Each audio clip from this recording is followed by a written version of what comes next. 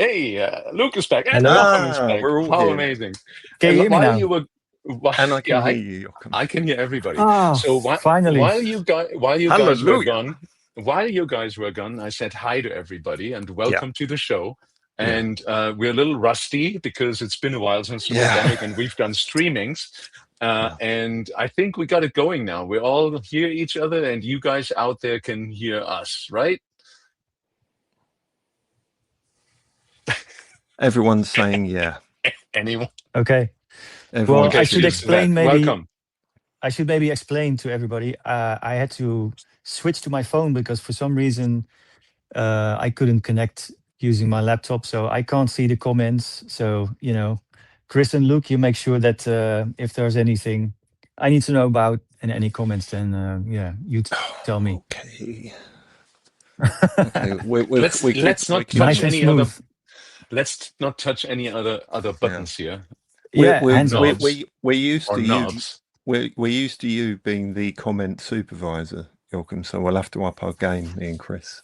Yeah, I'm just relying on you. I'm sitting back and enjoying the ride now. Yeah, you're just enjoying Trying. it. Yeah. So Hello, again, everyone. hi everybody. Hello, everyone. Yeah. Hello. What are we here for? What are we doing? Thanks for joining. Thanks for joining. Thanks a lot for joining. What are we doing? What are we here for? What are we doing? Well, okay, we are here. Let me explain, because I think I suggested this to Luke first and then got Chris involved, because I got the promo of Luke's album and I saw the release date and I thought, hey, that's the same date that I'm releasing an album. So how can we make the best of this instead of competing? We should get together and maybe do something nice to celebrate the releases. And Chris, of course, has also just released an album, so I thought let's do it all together. Yeah, that's I what was we're a doing. month ahead of you guys. I was a month ahead of you guys. Yeah, I'm the experienced one already. They staggered nicely. Yeah. So yeah, it's quite a rare thing, I think, for that to happen. Really, 3 albums for that to happen. Yeah. So I would suggest, first of all, thanks for those who already tuned in, but maybe save your questions for later, because I would suggest we'll just talk to each other for now. And how about that? I think that's a good idea. I mean, we haven't made a plan, we didn't prepare, but we did, listen to each other's albums. So I have some questions and some thoughts while listening to your stuff from both of you. So I did write down some stuff that we can use as starting points to talk about the album. And of course, people can ask questions in the YouTube chat if they want to get involved. And then Sander, who's in the background, will moderate these questions and bring them up onto the screen. So thank you, Sander, for helping us out here. Yeah, thanks. So yeah, I think where should we start? What do you suggest? I have a suggestion. My first question would be, when did you release your last albums, and what was your intention to release this one now? Go for it. Okay. Oh, me? Okay. Well, that could be a very short or a very long answer. Which one do you prefer? Somewhere in the middle. Somewhere in the middle, right? Okay. So my last solo album as Speedy J was Loudboxer, which was a long time ago. When was that? When was that? 2000. I don't even know. Maybe people in the comments will know, but it was 2000 something. 2002 maybe, something like this. Wow. But I've done many other releases since, like releases on Electric Deluxe as solo in collaboration with other people, and then I started Stoor in 2015, and basically since then I've been recording here in the lab and did all kinds of collaborations, solo projects and whatnot. And to be honest, for a while I was struggling with, or not struggling, but I was wondering what an album could do. After being in a position where I released albums which basically you could tour off, off of the back of it for like 2 years, and you had like it was a big milestone in someone's career. When you did an album, you sold like many copies, and it stayed around for a long time, and it really was something that had a much bigger impact than the way it sort of became later. So I was thinking, what can I do to have the same impact and the same kind of weight to it, without using the old album format? So basically, Stoor was my idea, to start as something to talk about, because that's really what an album is, right? It's like this moment in someone's career where you basically present the work you have done up and that to that moment. You spent like some time in the studio collecting stuff, writing stuff, and then you present it as an album in an album format, and then it is something to show yourself, right? It's like something you present. And I thought, doing an album at that time, just lost its kind of impact. So Stoor was a way for me to have like a project which was ongoing rather than a single moment. So a story that develops and just keeps on going and going while it kind of unfolds, instead of choosing one future date, like set one release date in the future, and then just basically gamble the whole thing on that single release date, and then have this brief moment of attention, and a chance to break through the algorithms, and then like a few days later it's basically vaporized again. So Stoor was basically my attempt to have an album and to have a story which is a continuous subject, or a continuous sort of stream of projects that takes the place of the traditional album format. That's basically my thinking behind it. But now, after all these years, I noticed that the demand, or the need for something curated, like a curated bunch of collection of work, a curated set of music, is slowly becoming something that has a value again, because we get all this massive amount of information being shot at us and streamed at us constantly, and it's all fragmented and interrupted and never curated. It's just noise, basically. And I see a lot of people. I mean, I notice it in myself, but I see a lot of people around me that appreciate more and more like long form content. If you know, I hate the word, but you know what I mean. So I think the album format these days is relevant again. Because it's basically something that you present as an artist again, and you basically say, okay, this is the work, and you can enjoy it from start to finish. And I see a lot of people, try to keep some kind of digital diet, or introduce some kind of ritual, or enjoying stuff together again slowly, to to get rid of the noise, basically. So I think, that's basically the reason why I thought doing an album these days was, again, maybe more relevant than before, that it has been for a while. Did you, when you wrote the album, it sounds like you locked yourself in there a bit, down in that basement. Did you, was that a sort of, did you think about the album before anything came together? Did you think, I'm going to lock myself in?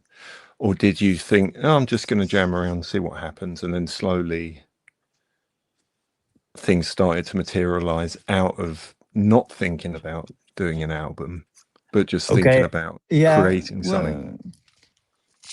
Yeah, I mean, I'm always creating stuff, and Yeah. some of it gets shelved, some of it gets ditched, But Yeah. yes, I did start out.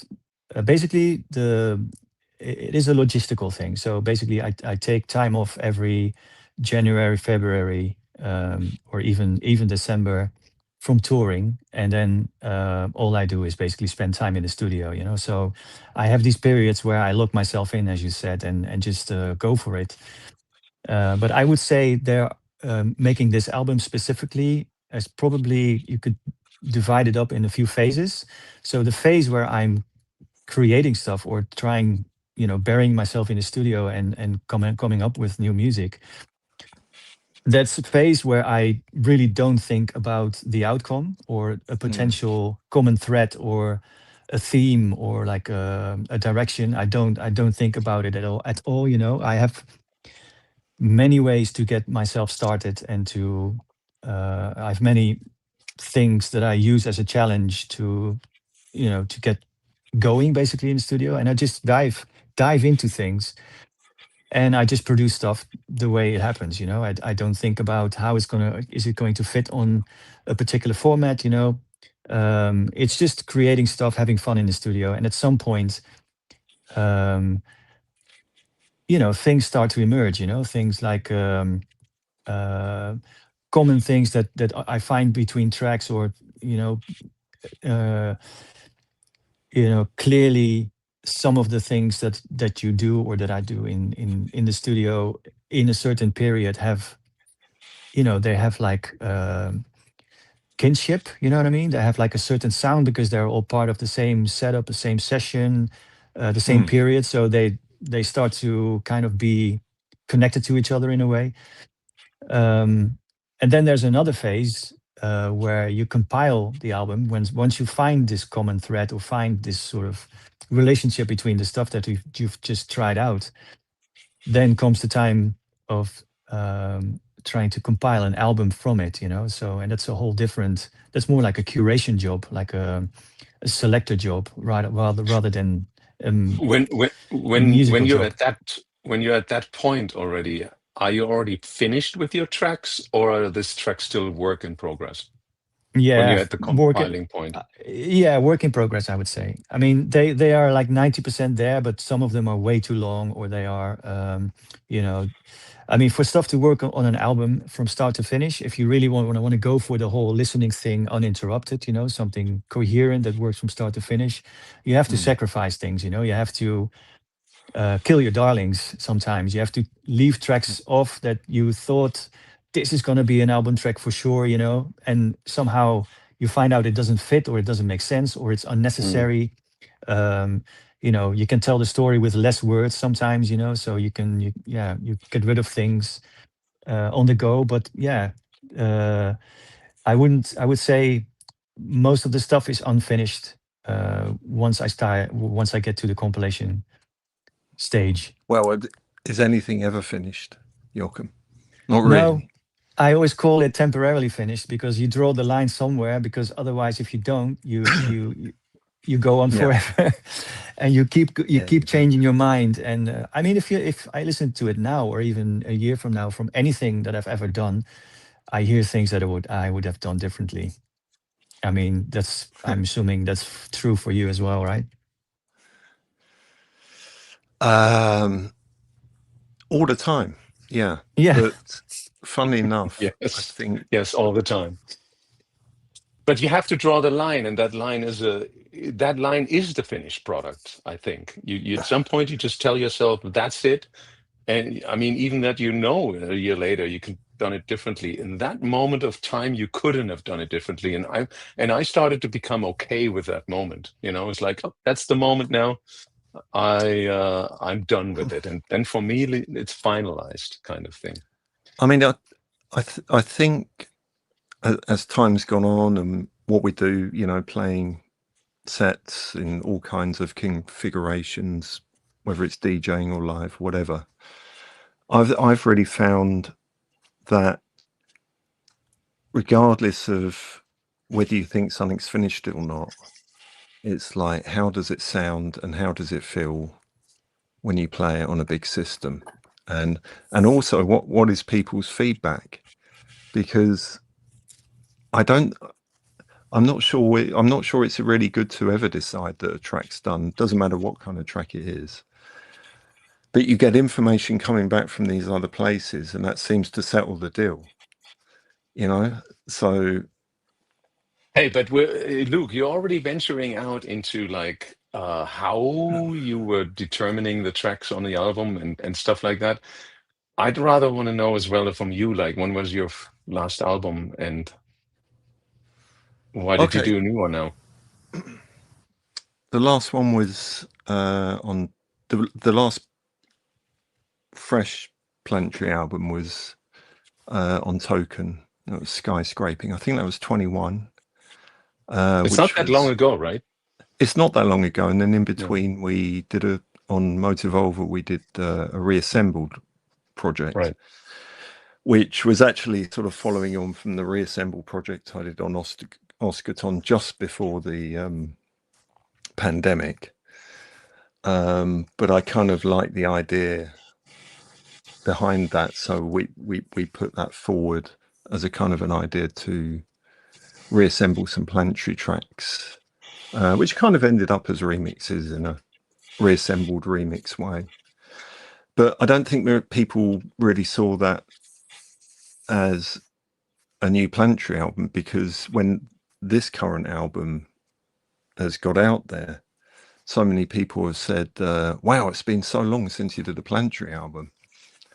But in all that, even since 21, I've been doing remixes, and we've done reassembled, and that's, you know, but it kind of brought it home that it's brought it home in, you know, the last few days, how that is quite a long time for a fresh album. And I could have left it another 3 or 4 years and I wouldn't have even noticed that there hadn't been an album. So it wasn't, there wasn't a kind of a need to do an album. It's something that happened just, I wouldn't say by chance. I mean, basically I played at Berghain one weekend, and then the next day I was still in Berlin. So I went to the office and just hung out for a bit there, seeing what was going on. And, you know, the guys there, they said, you know, you working on any stuff? And I said, well, yeah, I'm always working on stuff, but, you know, I haven't really got any plans right now. And then they said, well, you could do an album. I said, I don't think I'm there yet, you know. I don't think there's enough tracks. And of course, when somebody says that to you, you go back, think, well, how many tracks have I actually got knocking around that I've done? And then you find about like 35, 40 tracks. And you think, okay, that's a bit more than I thought. You know, you thought you had 5 or 6. And so Are you talking about tracks or potential track? Yeah, well, I mean, when it comes to Planetary, I mean, Planetary in the beginning was always about making music that I could play out for the dance floor, straight up. There was no in between with it, even though some of the earlier stuff, and at times it can be quite hypnotic and sort of out there, but that's just me. So really, that's all I've ever done with Planetary is want to make tracks that reflect what I'm playing or what I want to play, or in later times what I'm doing live. And what I didn't realize, that all these live shows, all these amazing shows all around the world for years, you know, I'd sort of been collecting these ideas and coming back and kind of quickly putting those ideas down in some way, not finished, just the, you know, the you know, the crust of a cheesecake, you know, the base of it, something that meant something that worked, something that I liked, and then they just got stored. So all these, I guess more around the beats and the bottom end of it, just sat there stored up, and then suddenly kind of made itself present to do this album. So I thought, yeah, there's that bit there. I want to use that, but I need to do something with it. But it's already recorded, because all these bits get recorded either live or as jams, you know, with drum machines and different bits and bobs. I don't think anything on the album actually started in software. I think it really reflects live rhythm, which for me in the Planetary album is really, really important, to try and capture that groove in it. You know, it doesn't matter whether the track's really hard or it's a slower, softer track, but just for the groove of something. And that's kind of, once I got that, then I can carry on from that. So I think this is probably the first album that's evolved from the live show and DJing, rather than actually starting an album in the studio. I didn't start this album in the studio at all. It's that's a change from the old days where you lock yourself in the studio, because that was the only way you could really create something. You didn't have the potential to do it out there because the technology wasn't there to do it. So I love that this kind of way now that you can be doing a gig, you can be, you know, a sound check, anything, and suddenly you got this thing going. And if you can capture that, I think it's a great thing, you know. Before we go into when was the last Chris album, can I just go into a slightly more technical question We about don't this? need to What you're go there talking. as well. I was just curious of you guys. I'm not. No, It's but not yeah, I'd love to hear Twiddlers about it, Chris. Hangout. We have to Yeah. get technical. No, but actually, I was wondering because your music, especially on this album, sounds very much like performed. There's very much sound like jams. There's a lot of live manipulating. Yeah.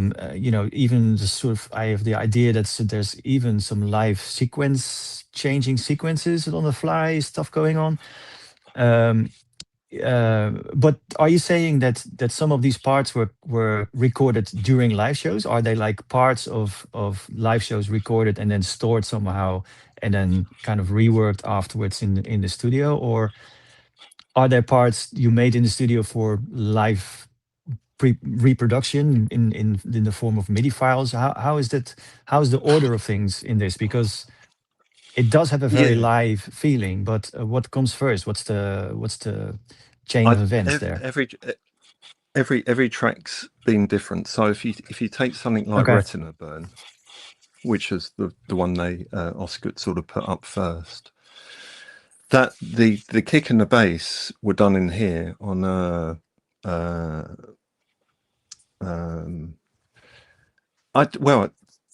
to be honest, pretty much the whole album ended up being based more or less around the Moog Labyrinth, which I just happened to get. So I was in here jamming with that, with different kicks. I like doing that. So you got a kick drum, you got some bass, you got some kind of rhythm going like that, and I'll just record that for like 10 or 12 minutes, even longer, just jamming with that rhythm and the bass and the kick drum, whether it's a 909 or whatever. So a lot of that happened live and was recorded live, and then I take that and put that into the live show as a file and Quick use question: that as a basis for something. do you record it as a stereo file or each individual track? No. Yeah, I So wish you I was can't more. go back and do No. edits because you have one stereo file dedicated. Yeah. I'm kind of a little bit not wanting to do that, because I think that if you're jamming it out, you just have to accept what it is, and then you can take the parts you want, but you get the stems out of it. If you were doing it as stems, then there's too many options. And I love this idea of like Straight to tape. yeah, the Yeah. tape idea, really. Yeah. Yeah. And and if you have fun, if Tempted. you're having fun, and you're feeling it when you're doing this jam, somewhere in there, there's going to be this emotion that not all of it's going to be great, but there's going to be these parts where it just captures it. And I think if anyone tried to sit down and actually program something like that, not specific to my music, but in general, not it's a freeing experience to like record what you're doing and try and capture those moments and then use them later.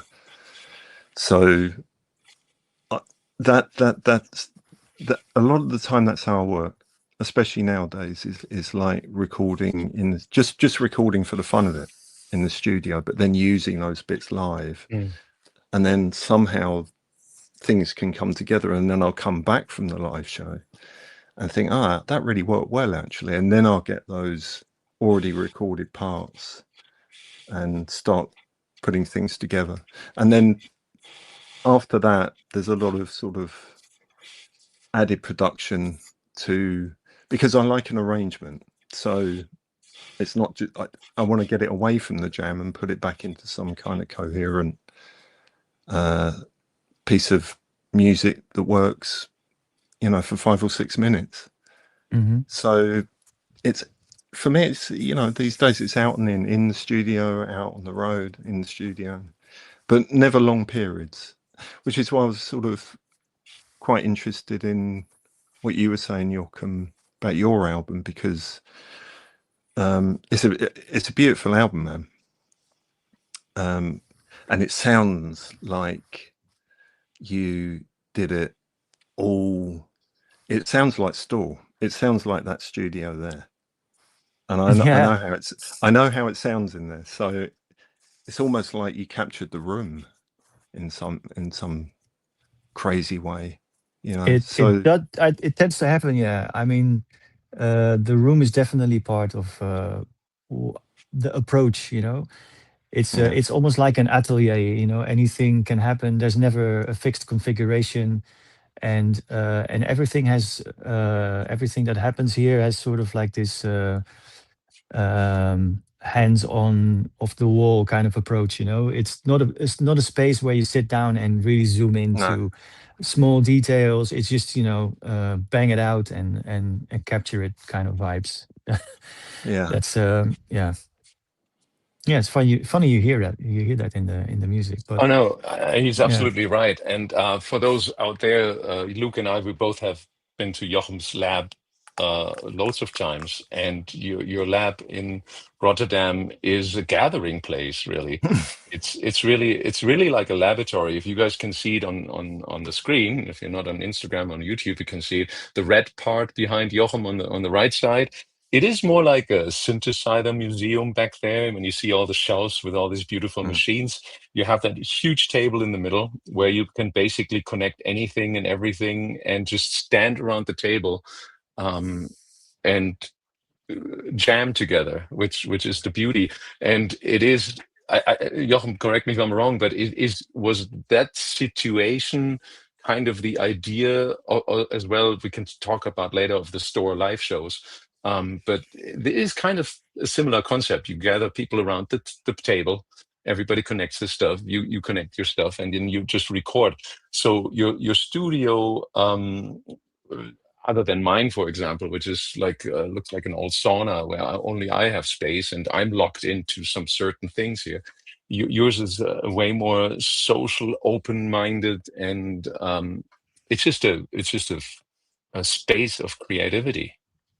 Well, there's a lot of ways to answer this, but one of the things was that I collected quite some gear over the years, and when I moved to this space, there was no need to get rid of anything because I had so much space, and I just kept it all here. But there was no way to connect everything in one fixed configuration, because I've had studios like that where everything, is on a big patch bay, and your stuff is all connected and all the routings are in theory possible, but you still have to, keep your head around this massive system.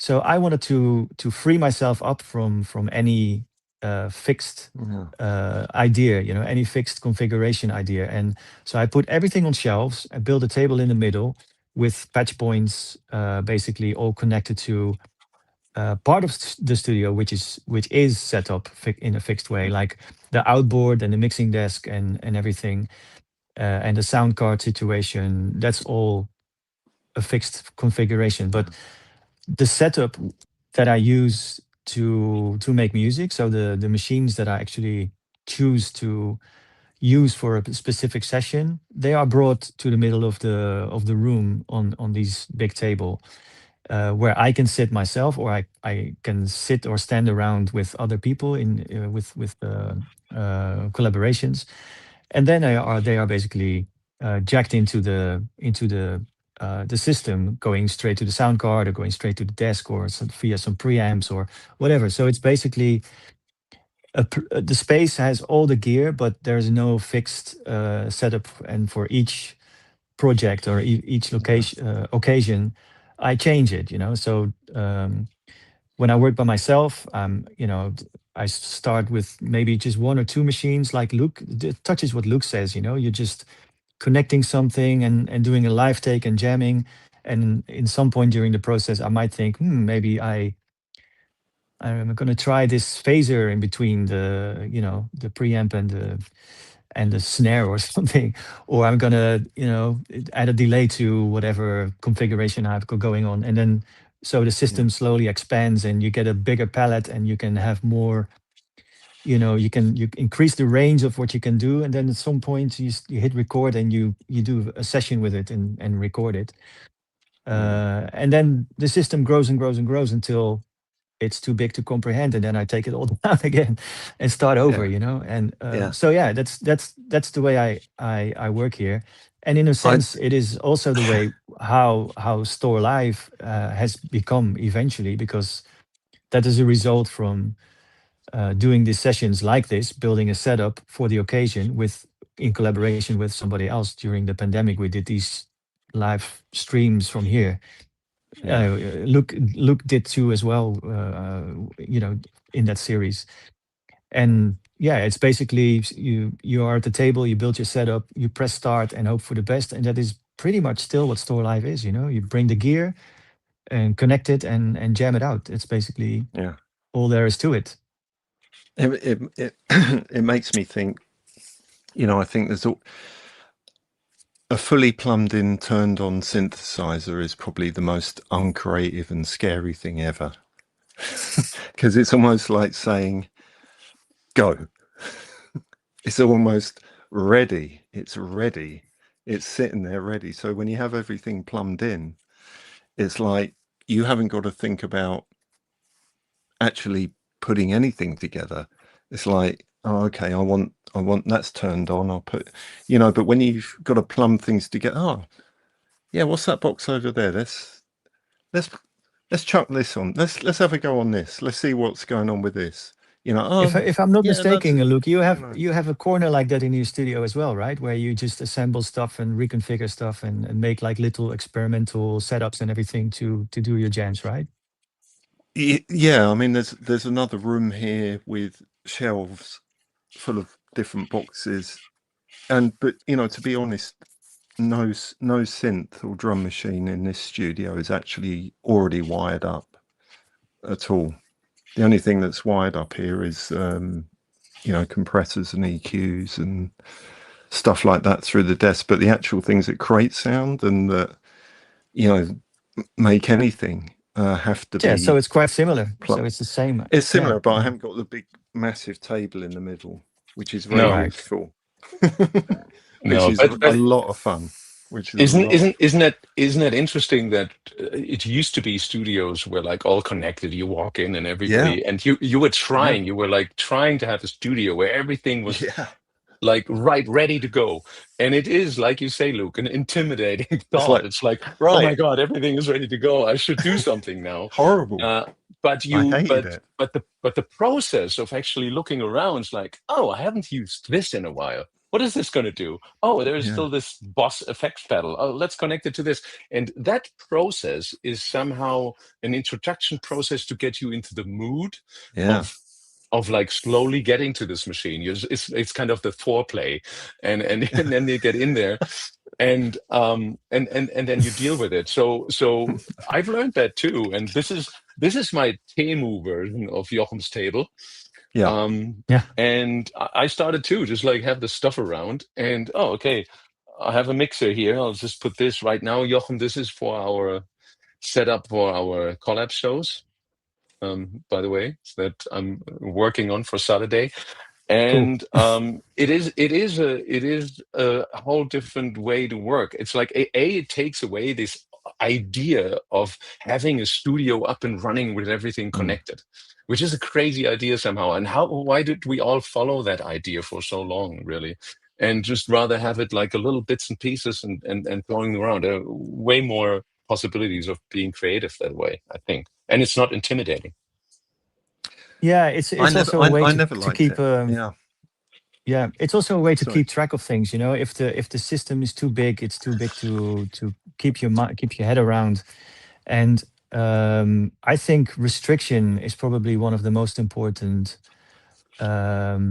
ingredients Yeah. when you are setting out to make music. You know, I mean, there's so much gear in all of our studios, but I would say, you know, the question, if you ask the question, do you need it? No, of course, there's no way. I can basically, or any of us, I guess, can basically make music with, you know, we can make an entire album with just picking two of the machines that are around in the studio, and you know, really focus on those, and really try to get into the nooks and crannies of these machines, and just really look for the edges, and see how far you can push them. So you don't need really, you know, we don't need all that gear you know, to make the music that we do. I would say it's the other way around. You know, you need a very small set of tools that you can focus on and have fun with. You know, like. But Yeah, I mean, technology has allowed us to kind of do that as well. I think, you know, the selection of what you can. Oh, here's one box. Here's another little box. What does this one do? That these days we have a lot of choice of that. Whereas, you know, looking back, you know, everything was huge.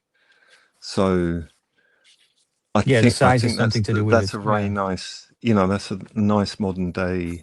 It's a beautiful thing, you know, to have all these inventions that you can just plumb in here and there. Or, you know, I think it's really special that we're there with that.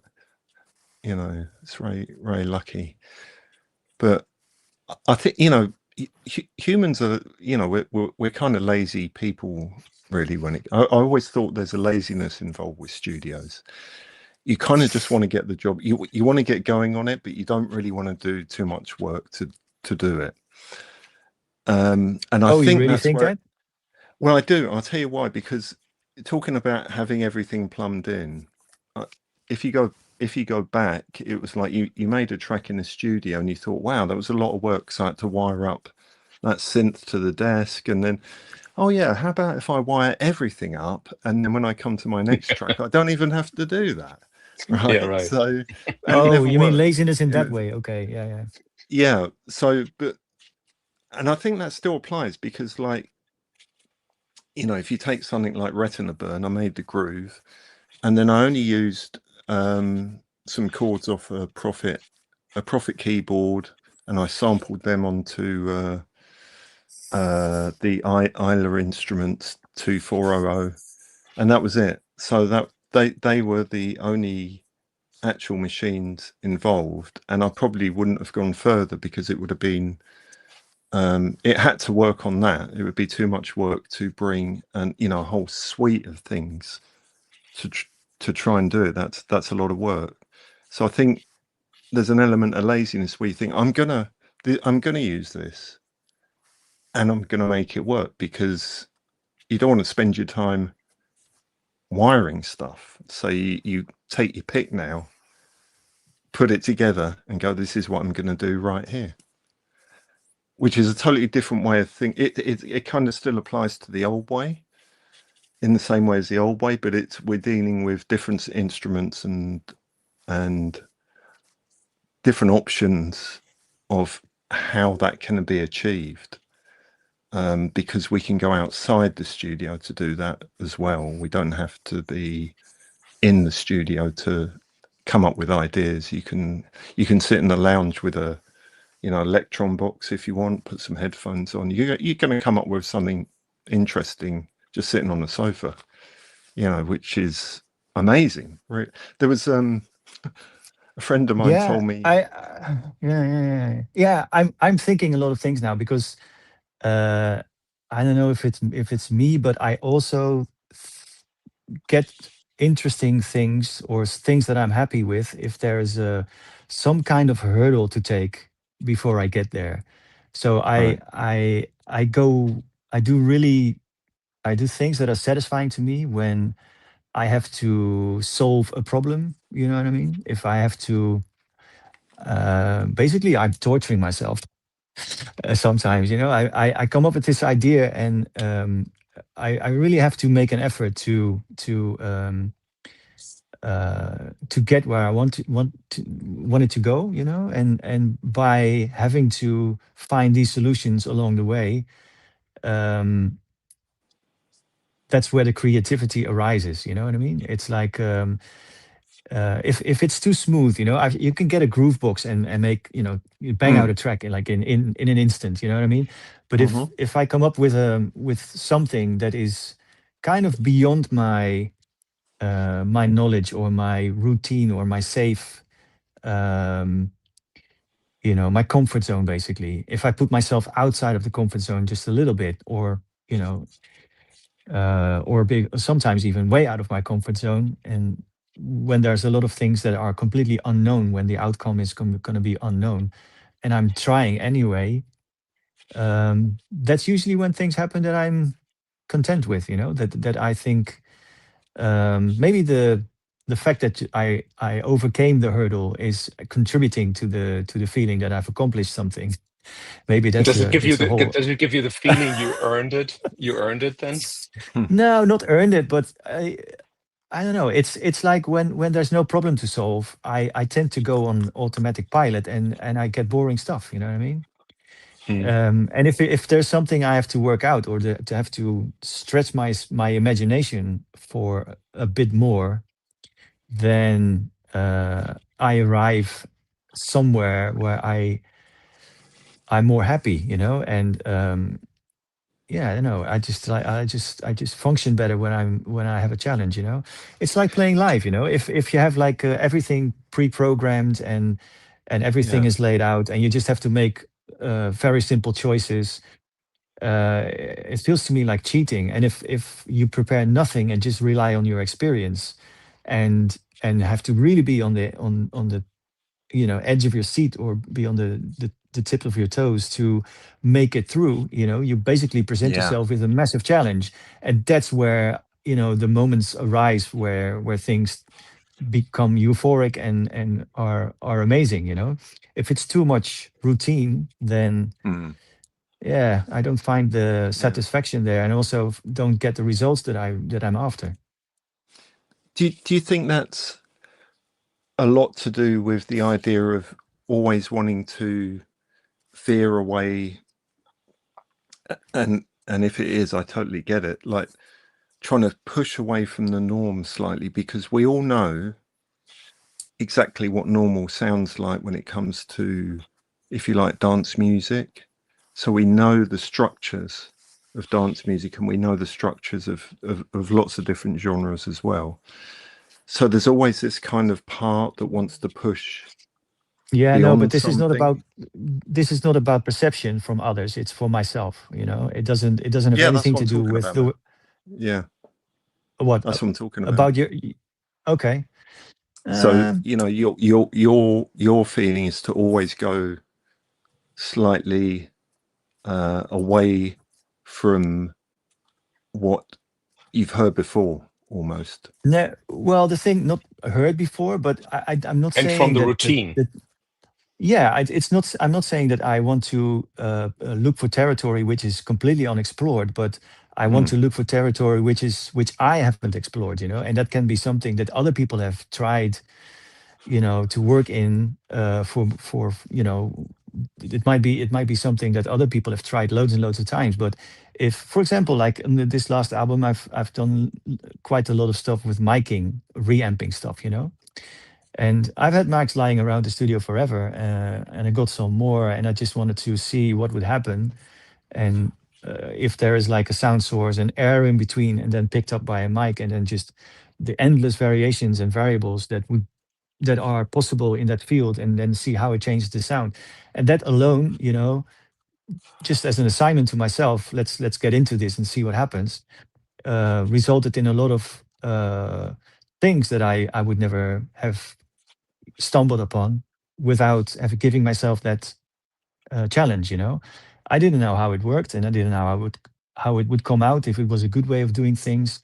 Do you need mics to make a record? No. If you have synths, you don't need mics. But what if you do use them? What happens? That's sort of like the thing that I wanted to find out.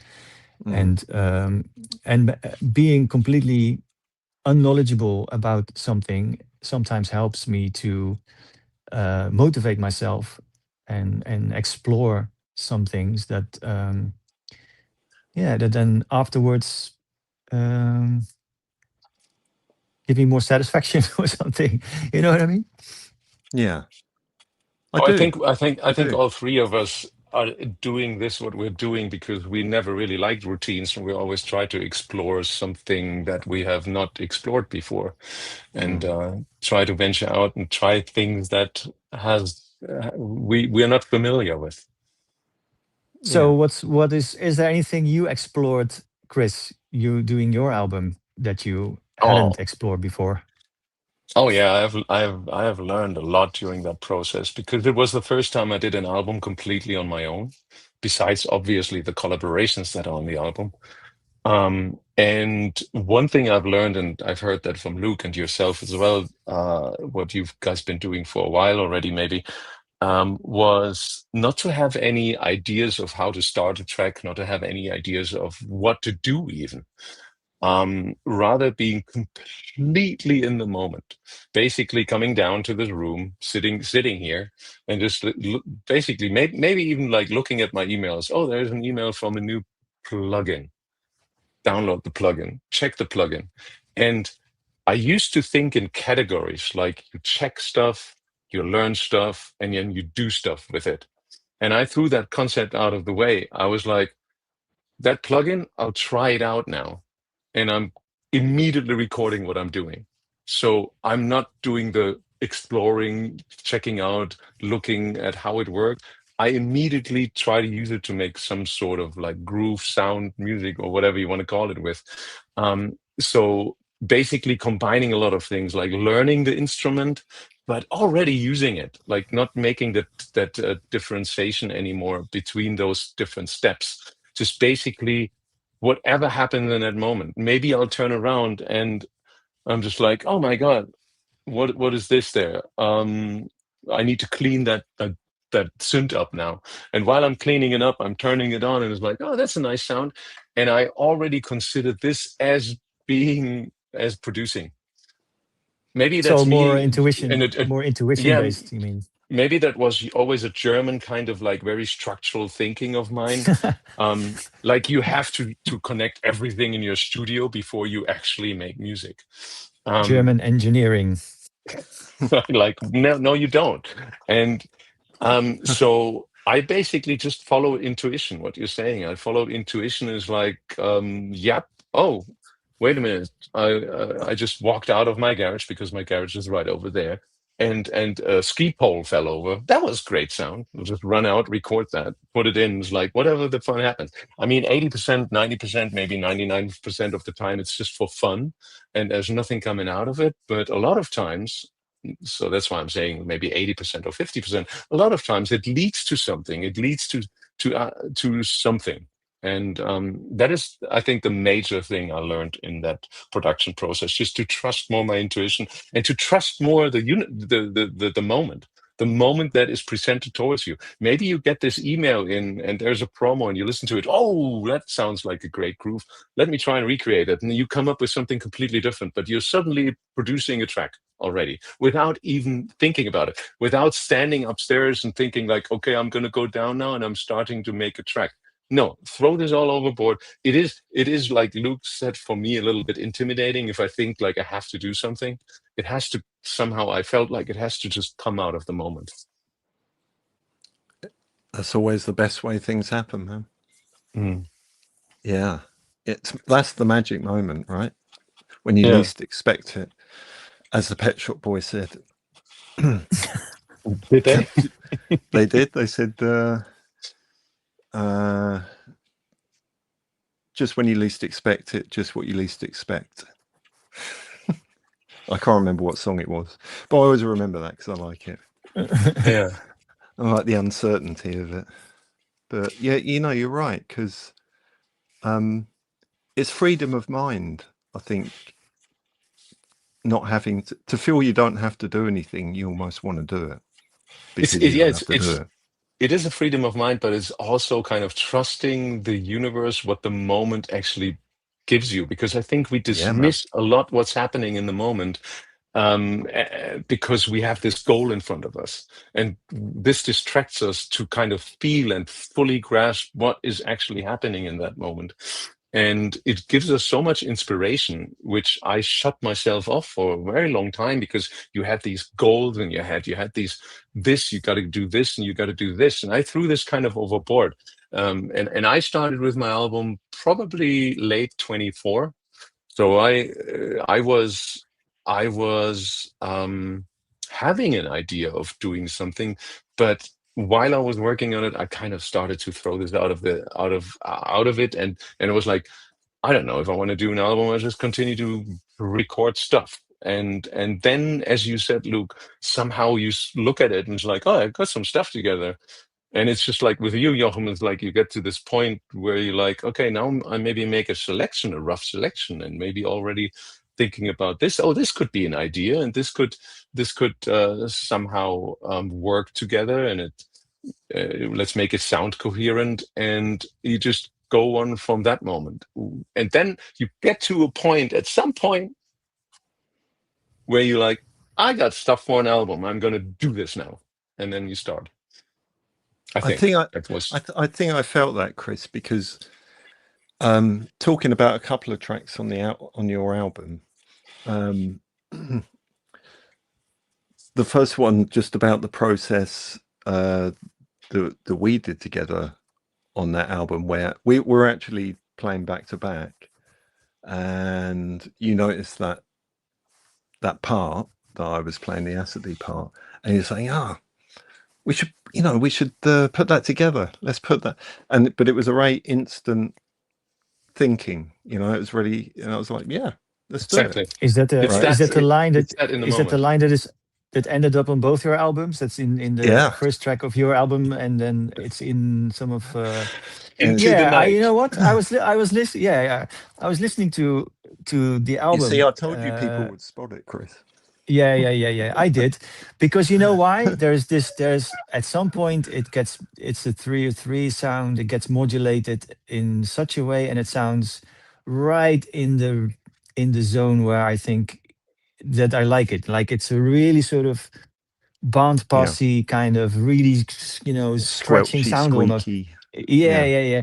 And that caught my ear. I like, oh, that's a really nice sort of corner where that you found that you it's a really nice sort of setting, or like a I don't know, the thing, it ends up there, and it makes sense because it just sounds really, really pronounced in some way. It caught my ear.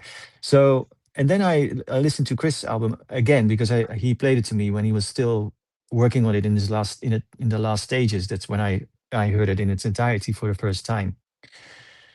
And I didn't notice it then, but then I listened to Chris's album just on a streaming thing in the car, traveling in the past week, and I heard that sound, and I thought, wow, I heard that before. and I put the 2 tracks together, so it's the same. It's actually the same part, right? How did that happen? It is exactly the same part. Well, it is. It's part of it. It is a recording that Luke's did at some point in his life. I don't think Yeah. we remember when that was.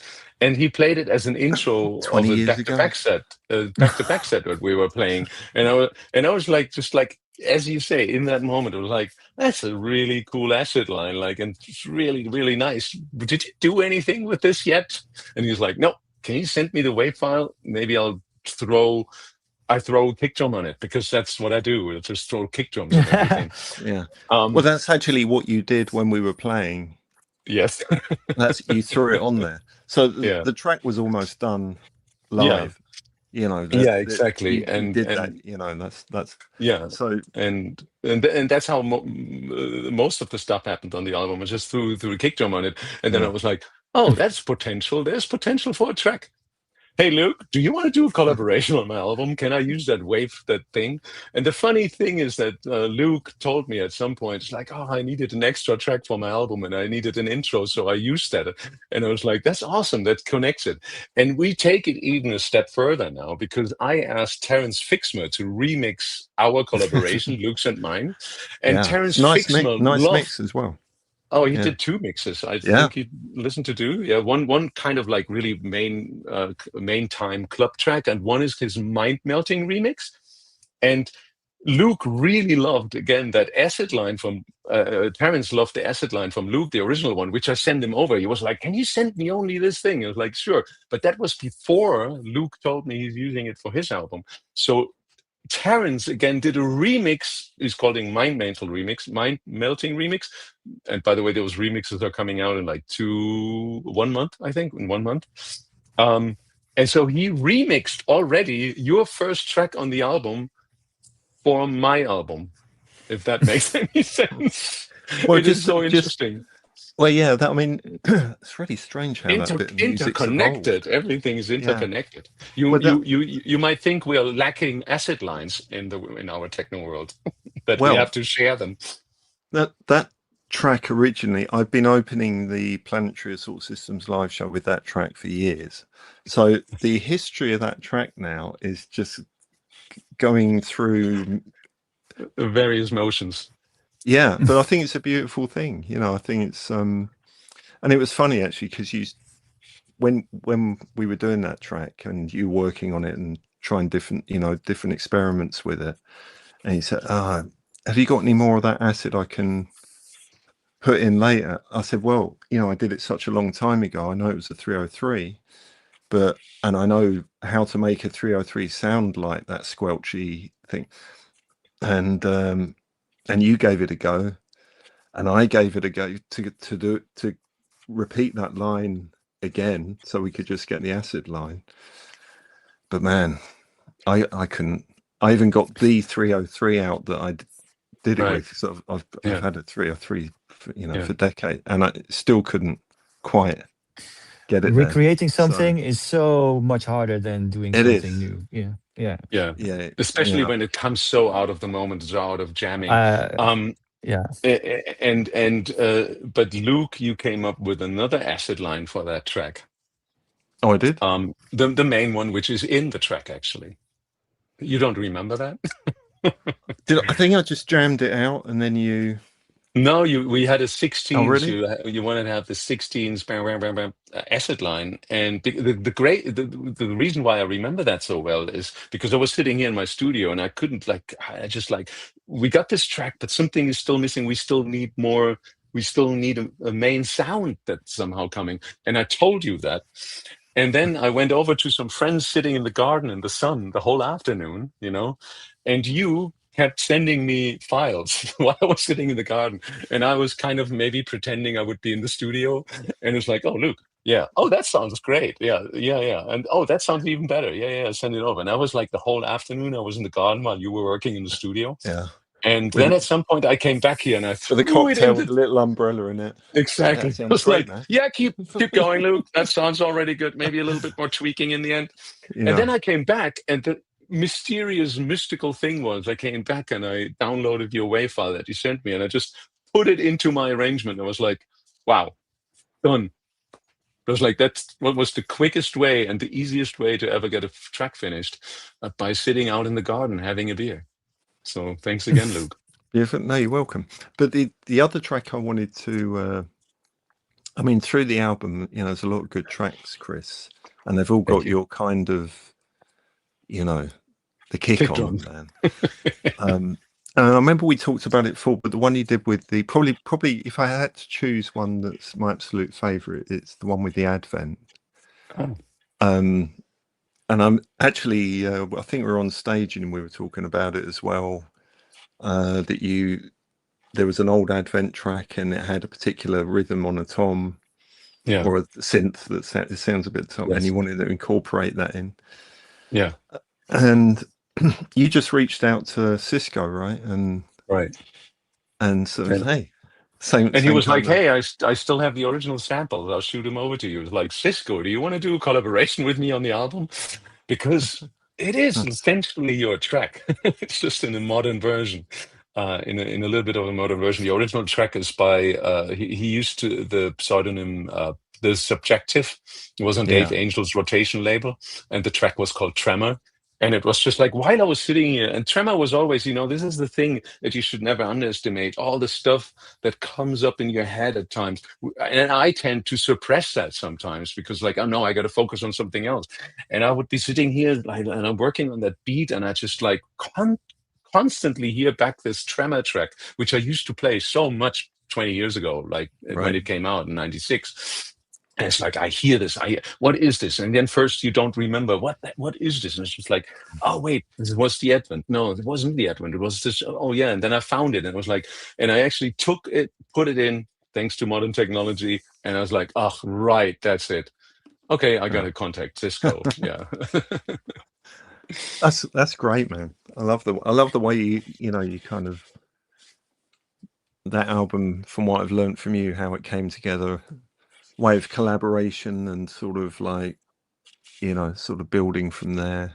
I think it's been extremely an organic process, and not too much thinking about process, and just let things happen. And whenever it happened, it happens at the right time. There's another little anecdote I can tell. It's like I was at Jochem's studio last year, March, and we were working on a collabs EP, and I checked out this one amazing outboard piece of equipment that he had. It's called the Overstayer modular channel, and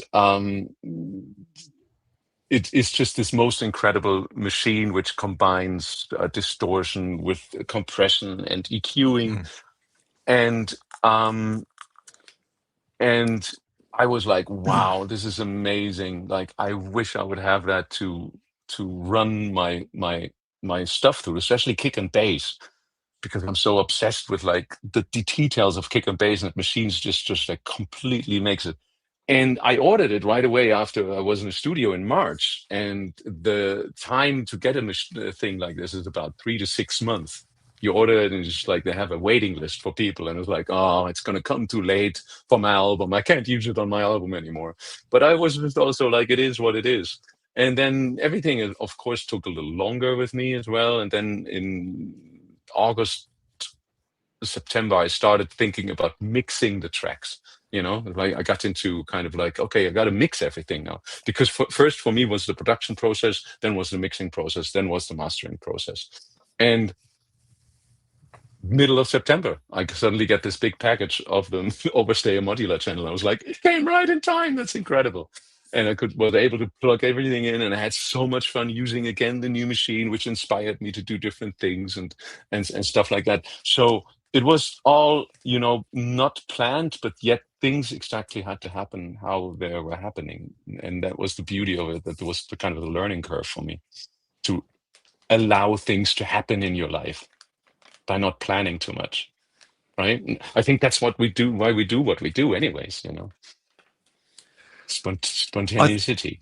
I definitely think that to do with creation of music. Yeah. I mean, you got to plan. There is other elements of, what we do that any musician or DJ or whatever does, that has to be planned. But I like to think if you can free yourself on the creation tip, But I mean, a You know, little bit planning, is important. When I listen to all three of our albums, or to your both albums, it is pretty clear that my idea and obviously your idea, Luke, came from live, playing live. Mine, DJing. I wanted to make something for the club. You wanted to make something for the club. Listening to Joachim's album, it is definitely not the first intention to have it in a club. And I want to hear from Joachim. depends what kind of club. If it depends on what kind of club, that's true. But what Yeah. was there? But there's a loaded bigger question, Joachim, that I would have is like, were you bored by four to the floor techno, and you want to experiment more? When was actually your last four to the floor techno record besides our collab stuff? And I just want to say something about the album. The album is beautifully haunting, and it explores so many different ways. And if I can say, like, some of my, it is almost like, and that's that is a description that I kind of like popped up in my head, is if FX Twin and Boards of Canada would be sitting in the studio, in your studio together, and have to come up with some stuff, and have to do the sound, the score of a thriller horror movie kind of thing. And and there is a lot of amazing stuff on there, but with your album, Joachim, is different. But with Luke's album, I can name my favorite tracks. My favorite tracks of Luke's album, to play out, let's put it that way, is Retina Burn, Thunder Major, and Beton Bounce. Is that Beton Bounce? Bait Brute. Bait and Booth. Okay. Yeah. The rim shot classic reverb thing that you've got going on in there. I love Quadrant 10. There's a whole. I have so many questions. But getting back to Jochen first, it's like, Jochen, with your album, it's of course very difficult to say, like, is this one of my favorite tracks? Because it is really a thing you have to, like, lean back or go for a walk, and just indulge in it and go into it. But outstanding. You can also dance around the room to it. You can jump around the room to it. You can, which I kind of did a bit, actually. You started with ARP and Chasm, which also has, and I mean that all in the best possible way. What does it remind me of? Oh yeah, it could be like a current Boards of Canada sound. I'm always coming back to Boards of Canada because they're releasing a new album in 1 week, I think, in 9 days.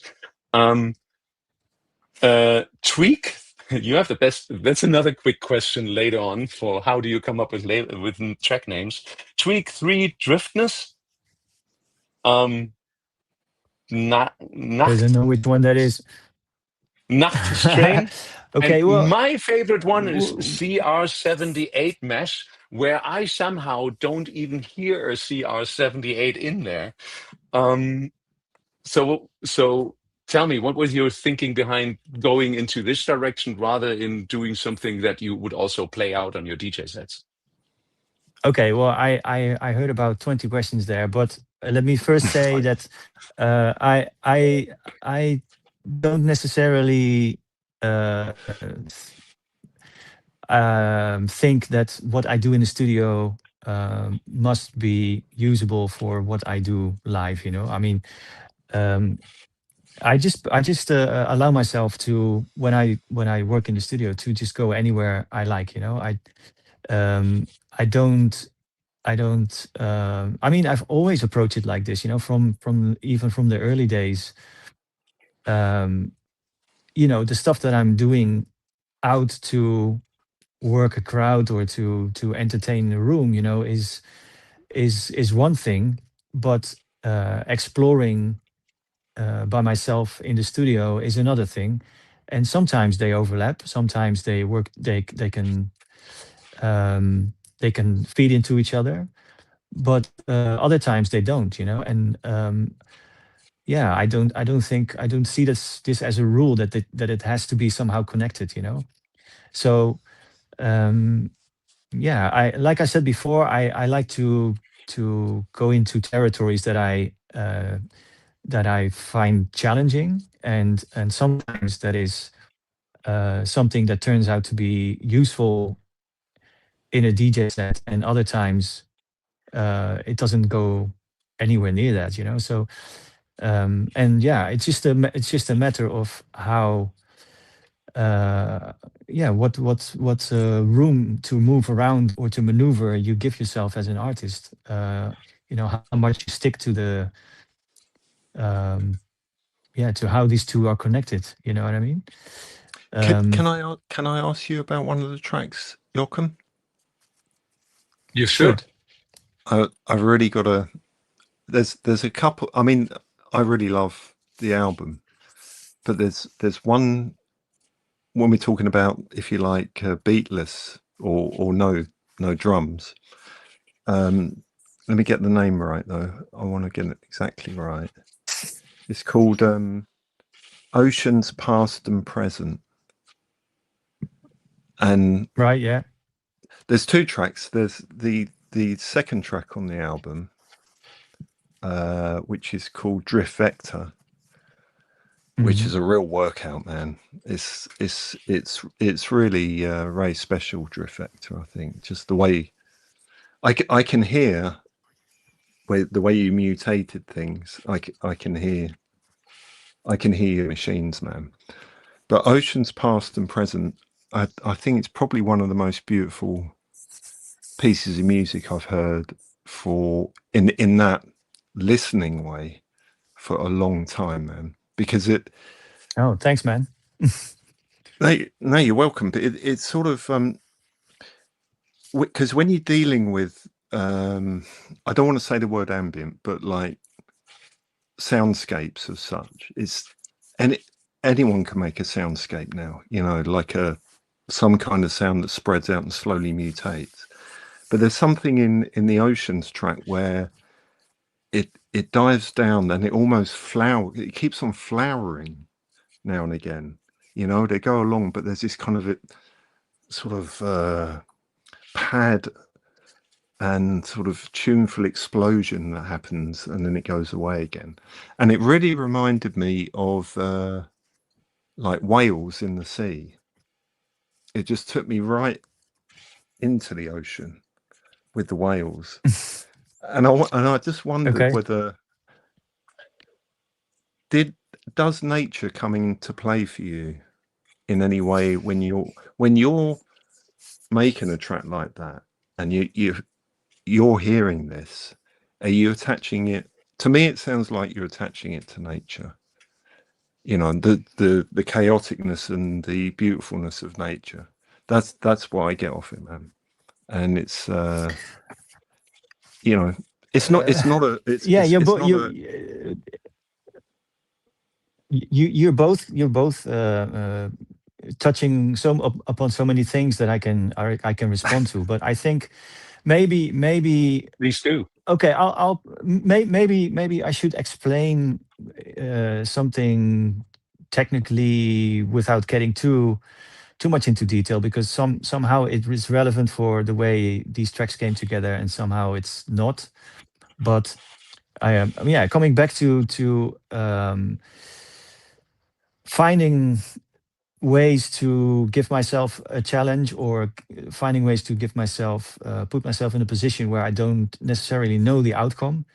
I think both these tracks, and there's several more on the album that have come to that are the result of this approach. You know, so in this case, what I did technically, it was basically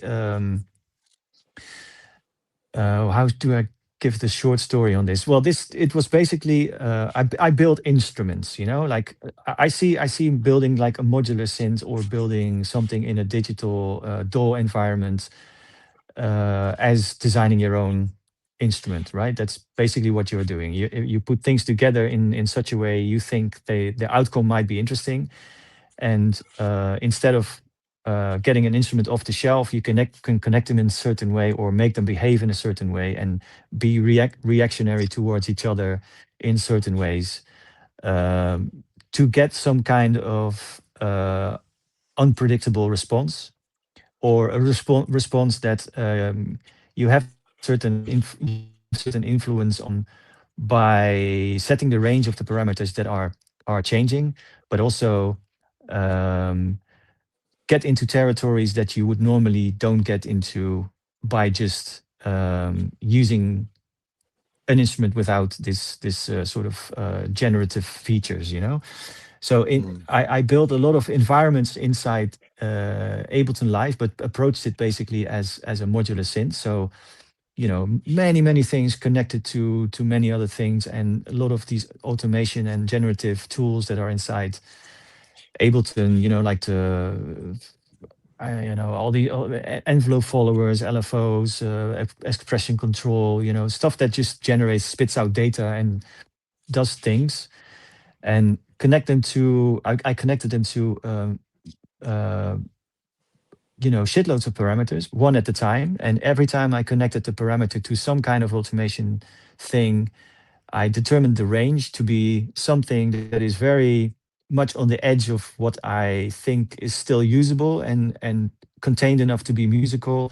So basically, a range that is uh, outside of the parameters that I would usually set them at, but still in a range that it doesn't become complete useless noise, and it has still some kind of musical quality to it. And you know, parameter upon parameter, I would just stack on things and make the whole thing bigger and bigger until it's some huge, massive Frankenstein kind of environment. And basically, what it does is anything you feed into it will be manipulated in such a way, with all these parameters changing range, or changing not range but settings according to the ranges that I gave them, in combinations that you would never be able to predict yourself. So it's like an automated mix down or sound design or effect environment. You know, basically that's what it is. And I started with this just in the box, you know, just to see how I could build something like that. And eventually I got some really great outcomes, you know, like with just feeding one sound into it, and that just kept on going for hours in all kinds of meandering directions, and crazy you know, variations that I would never be able to program if it wasn't automated. And that became like some kind of template that I used over and over again for different setups. And instead of just using it inside the box, I started open channels in Ableton, coming from my hardware setup. So I was basically jamming, you know, like drum machines and samplers and modular synths and stuff like that into this environment. So in a sense, it became at some point almost like a studio partner, you know, like something that would react to what I did, and then I would respond to that again, and then together with whatever the environment gave me back, I would kind of, you know, respond to that, and slowly build up a track. And I mean, the trick has always been, you know, controlling these ranges of variation in the parameters to stay in a sort of contained, uh, you know, area where things made sense. But I think taming it. No, the taming is basically already taken care of during the designing of the environment or the instrument. But the, you know, the jamming basically consists of basically I did live takes with them, you know. So I just fed a synth into it, and then I would play the sound of the synth, you know, some arpeggio, or you know, some sequence that I came up with. Then, you know, it basically, most of the stuff in this Ocean Past and Present track is just a very simple square wave from my 101. And everything you hear, all the effects and the sort of blooming moments and the things that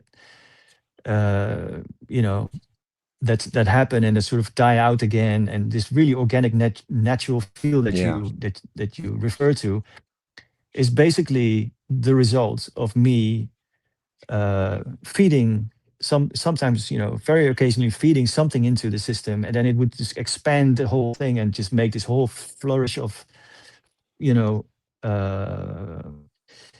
variations and repeats and like variations on the sound and in the melody, and it would just expand the whole thing to something much bigger than I could ever design, and then I would just take it back again, and it would die out or become less, and then just dwindle down, and much like nature, like something it's like leaves that are blown up in the wind, and then they just settle again, and then I would give it like a little nudge, and then it would go like,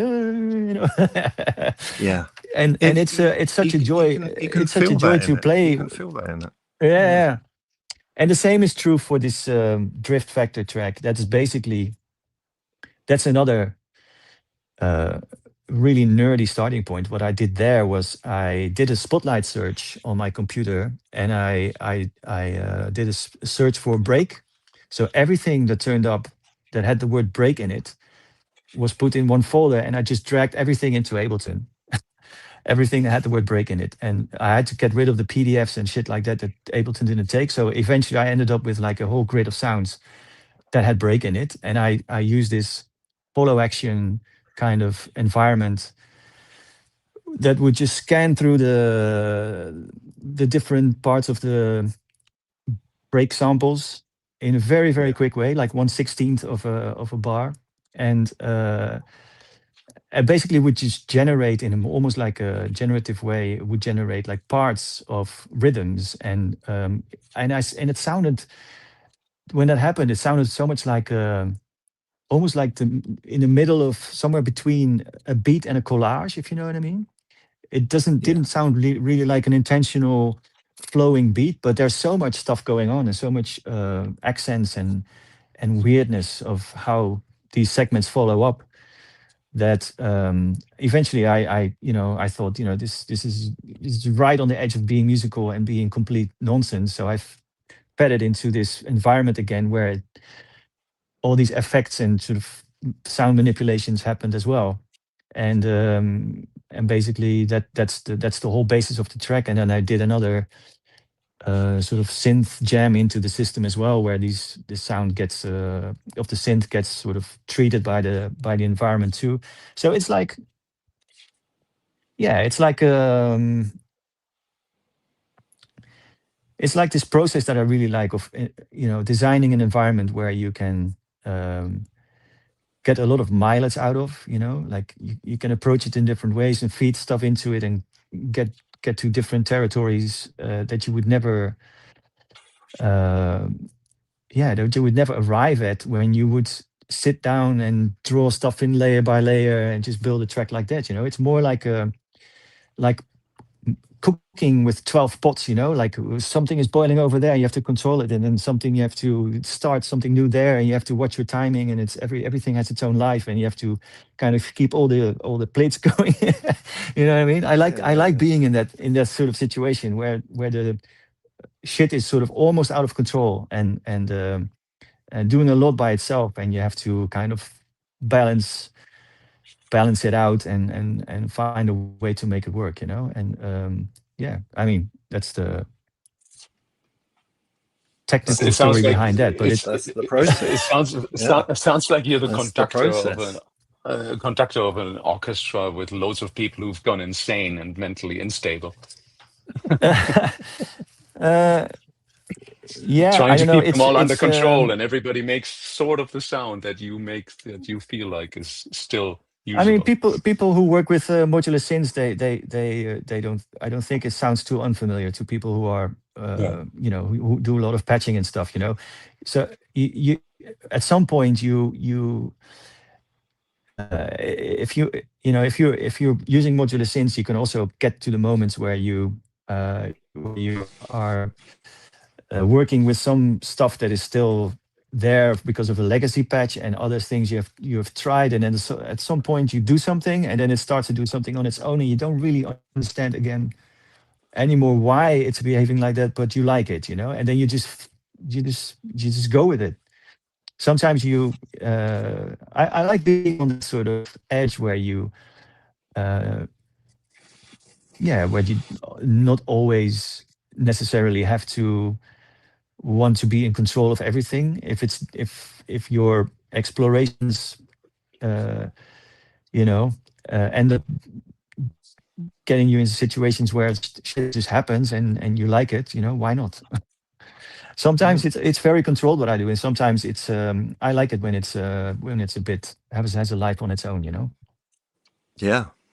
So Absolutely. in that situation, I'm more like a curator than a maker, like y- designing stuff which has a life of its own makes you shifts your position from being the clear author or the person directing it directly Yeah, to that's what I mean. You're the a bystander, conductor. which yeah, well, not the control. I would say you're a bystander that kind of observes and just basically points to the timestamp where you think, okay, now it's doing something that I like, So you're basically, it's like gardening, you know. Uh, Now we're getting you to just nature. Now we're getting to yeah, nature, finally. metaphors, Now yay. we're getting there. Yeah, you got to keep the Yeah, weeds but out the whenever, garden, but let it do its own thing as well. Yeah, man. yeah, you sow the seeds and it starts to bloom, right? I mean, Yeah, yeah, you're just a exactly. bystander enjoying the Yeah, process. yeah, Yeah. yeah. I knew nature Um, was in there. I knew it. yeah, Yeah, and in a it's sense, beautiful. It's beautiful. um, Yeah, yeah, and but there's I really like that. But there's such a big difference to me between being in the studio and having no audience other than yourself. So it can be a very indirect process in a way. When you're playing on stage and when you're in front of an audience, everything you do is basically immediate. Everything is live. Everything's on the spot. And you're feeding this whole process of being there, reacting to the people react to you. It's like this feedback mechanism that you are a part of, and it kind of steers you the way you make your decisions, and it is really in the now, in the here and the now, and it's immediate, it's direct. You have the immediate response, and when it's over, it's over. When you're in the studio, um, you can go all the way from that kind of situation where you have this immediate thing, which is like live jamming or doing a recording live take, but you can also completely uh, get off that timeline and have like a whole different process, which has different phases, phases of designing something, thinking, conceptualize something, experimenting with something, iterate. You can go layer by layer. There's this way more indirect and not stuck to making immediate decisions. You can make decisions at different points in time. So and that's why I like to work in the studio like that, because it allows you to do stuff which is not necessarily has to which doesn't necessarily have to yield immediate results. You can build over time. How long did it take you to come up with the order of your tracks on the album when you listen to it? How important was that for you? Is that a question to me as well? That's a question to you, Jochen. Yeah. Okay. Because um listening to your album, I well, sometimes think like, yeah, it could be the other way around too. It could be, I understand the beginning, I understand the end. It could be there. What was your thought process on there? If you were talking so much okay, about so creating that music, like you got to put it together to a full listening experience at some point. well, I was I just first wondering of all what I your want to thought say, process was. yeah.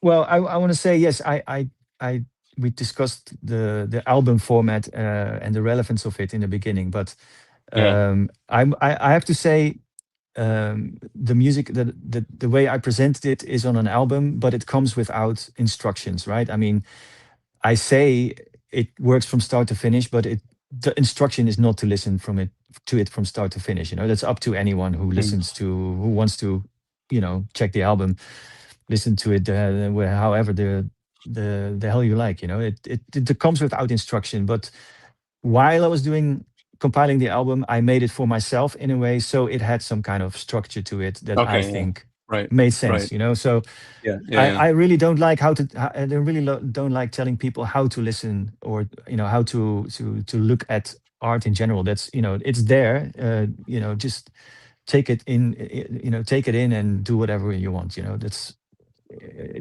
Luke, is don't. that your approach too, from the track listing of the album?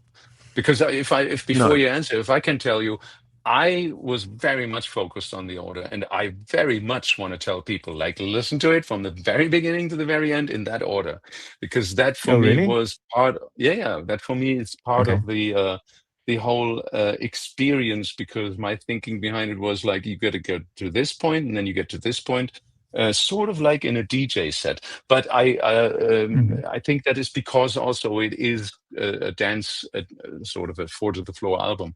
But Luke, are you somewhere in the middle between us there, or are you, or I, you just like shook the dice and was like, oh, that's my album track order? you mean on Joachim's album? No, on your album. On my, How did you do it? well, I have to be honest, when it comes to ordering You should be with. tracks, I will be. I am not good at compiling my own tracks. I can do it, but I've never come up with the best way to put them together. And I think that's, for me, the tracks singular have always been a focus rather than how they're going to sound put together on an album. And I know full well that I can do that, and I do compile. On Planetary People, I compiled it the way I see it. But I'm really happy to let a couple of chosen people to actually have their say on how it should be compiled, because I like the idea that someone else is listening to those tracks and they're feeling whatever they're feeling, they're sensing things, and then they put them the way they see them. And the first port of call for anything I write is Heidi, my wife. So she's got a great ear for compiling. So that's the first stop. And I'll say, look, I put Planetary People together like this. This kind of works. I'm not sure. I'm not 100% sure. It kind of works for me. And then she'll rearrange everything. And 9 times out of 10, that's works so well. And I think it's because I'm just too attached to the moment of a track rather I was going to than ask you how. that. Yeah. Yeah, I'm just too close to it, and when if I start listening through the tracks and thinking order and how they're going to sound overall together, I really just end up listening to the tracks themselves and usually thinking, maybe I should have like stop that there, or that bit goes on a bit too long. I'm not sure. I start kind of analyzing my own tracks, and when that happens, then I have to step back, because that's a rabbit Wow. hole. Oh, wow. It's a dangerous rabbit hole, and I don't want to. That's the moment's far gone where you should be doing that. It's a waste of brain power to do Mm. that. Okay, so I found a way of dealing with that, because I found with this album, it ended up being called Walkman, because it is basically refers to the process, the compiling process.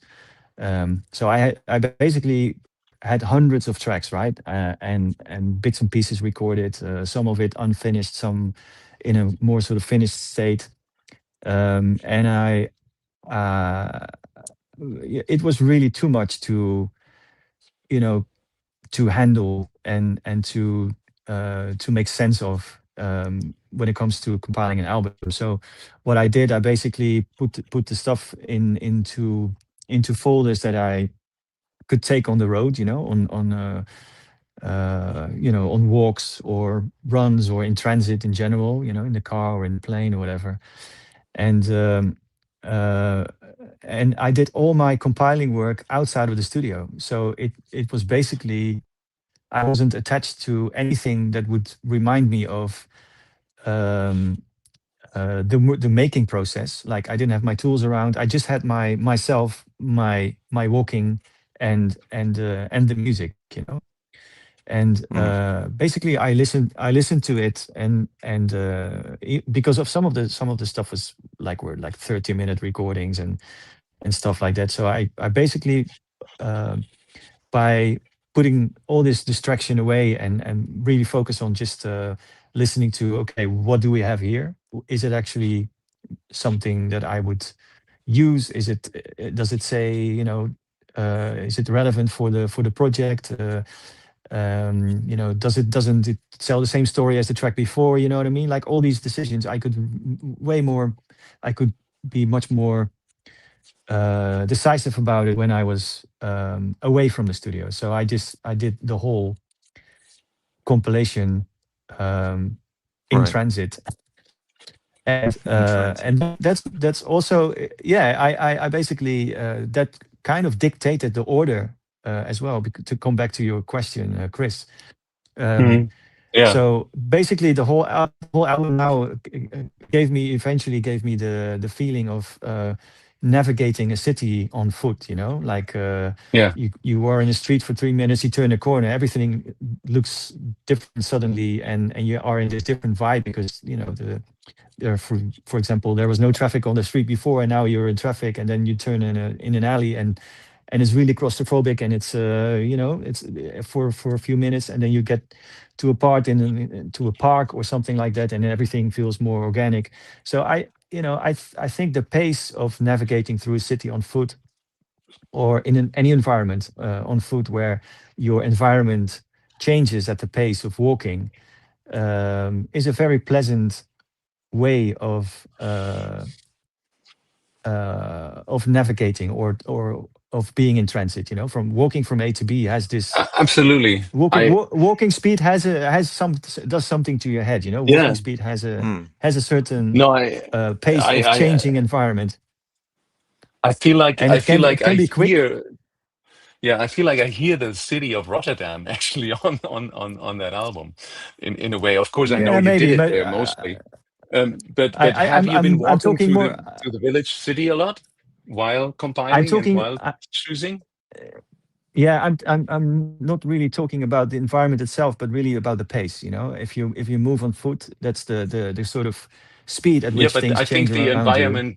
the environment gives you that pace. Basically, it's for me, it's a Yeah, different environment. For me personally, it was very important to take whatever I do into a completely different environment. And I have a lot of mountains and trails around me, super nature. So I think I could have called my album Walkman too, because I did so much walking with it. I ski man. basically sat down, did something. No, it was mostly in the evenings walkings, and then I would just go outside and walk for an hour and re-listen to stuff that I've been doing, and maybe a little bit too much in a way, because Luke, what you just said, for me, it was a lot of times I was walking out there, but that was still during the production process. But later on, also in the compiling process, I did a lot of walking and what makes sense for me to listen to. And when I was walking in the production process, I felt like, oh, that piece goes on way too long, and this is going one way too long. And it just, because I was out there, I realized that. And then I walked back and I changed it.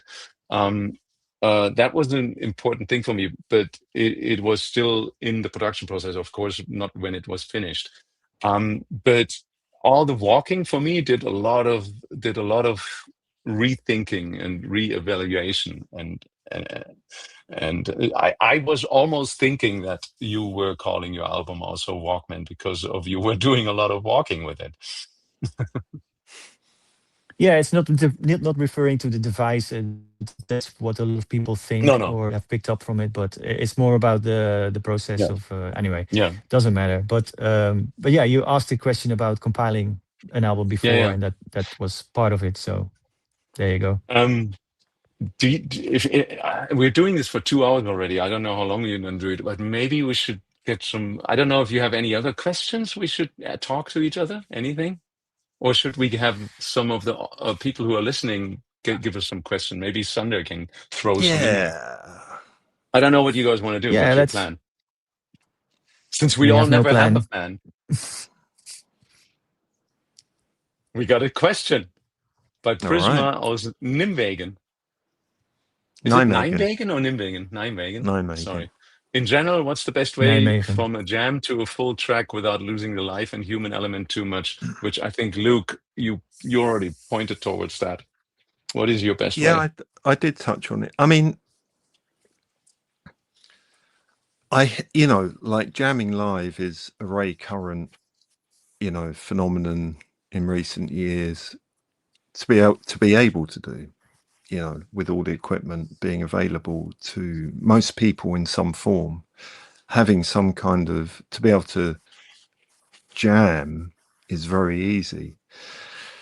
But to take that jam or to think whether it's a full track is, I think, a different mindset, because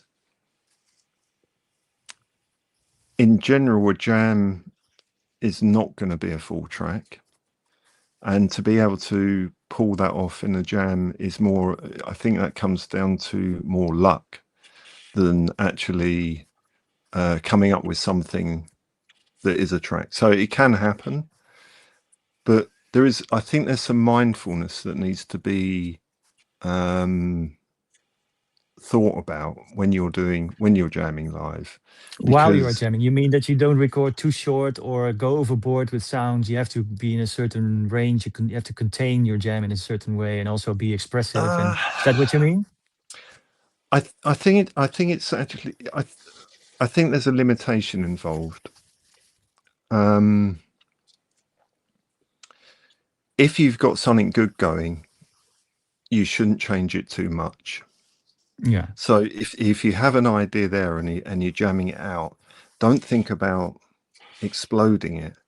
Think about how you can work with that slowly and calmly, manipulating things subtly, because that is the idea. Whatever you're jamming, that is the one idea. And if you try and put, oh, that's a good idea, oh look, it's gone into something completely different, that's where you lose the idea of actually having an idea you can explore one idea. And I think if you can find the mindfulness to go, right, this is what I got, I'm going to work with that and see what I can do just with that, then you've got something coherent to work with. At least that's how I always process things, with this sort of limitation of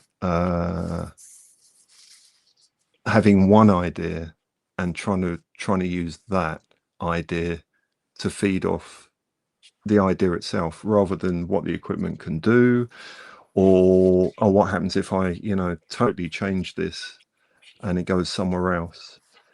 I'm not saying there's nothing wrong with doing that, but what you end up with is just a jam, which is fine if you just want to jam. But if you actually want a track to say something, you've got to feel what you're doing. You've got to feel the one idea and really feel it, that is good. You're getting off on it and not change that. Don't lose the idea. So that, I see it as a process of limitation all the time. Yeah, absolutely. I And even if you recognize think that there is a mistake in there, that is actually the live jam. That's the beauty of it, and not just deleting that mistake again. Yeah, but don't let it get away from you. Like, don't. It's you can record everything, but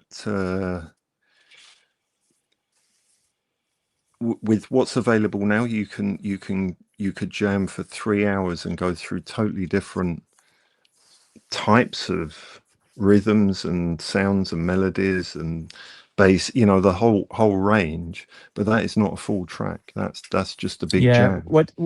What you're saying is, you once you arrive on an idea, you should stick to it for a while and Yeah, yeah, not meander too much. And but I actually hear this a lot happening in your tracks, Luke. And I think, correct me if I'm wrong, but what you do and what I do, but I recognize that listening to your music, is you stay on this contained range for a while, exploring the subtleties of a certain jam, like modulating parameters right. without changing them too much, but really just expressing different variations of the same thing basically. And then I sometimes hear you really going overboard, or to go to an extreme setting, and that ends up being your break, and then you cut back to to where it started, or to another part which happened before that. So you basically make sure you have recorded your variations long enough so that the material to build a track out of it is all there, it's all recorded and safe. And then you go onto this tangent, and just go wild and change the parameters beyond wherever you stayed at during the recording of the beginning of the jam, and then you use that as a some variation part of the track, or even the break or something like that, right? Yeah, that's pretty spot on, really. I mean, yeah, it's like being strict with my, like I've got something going, I'm feeling it, and I'll be strict with myself for a long time. But then when I feel when I start getting bored of that, then I'll just mess it up.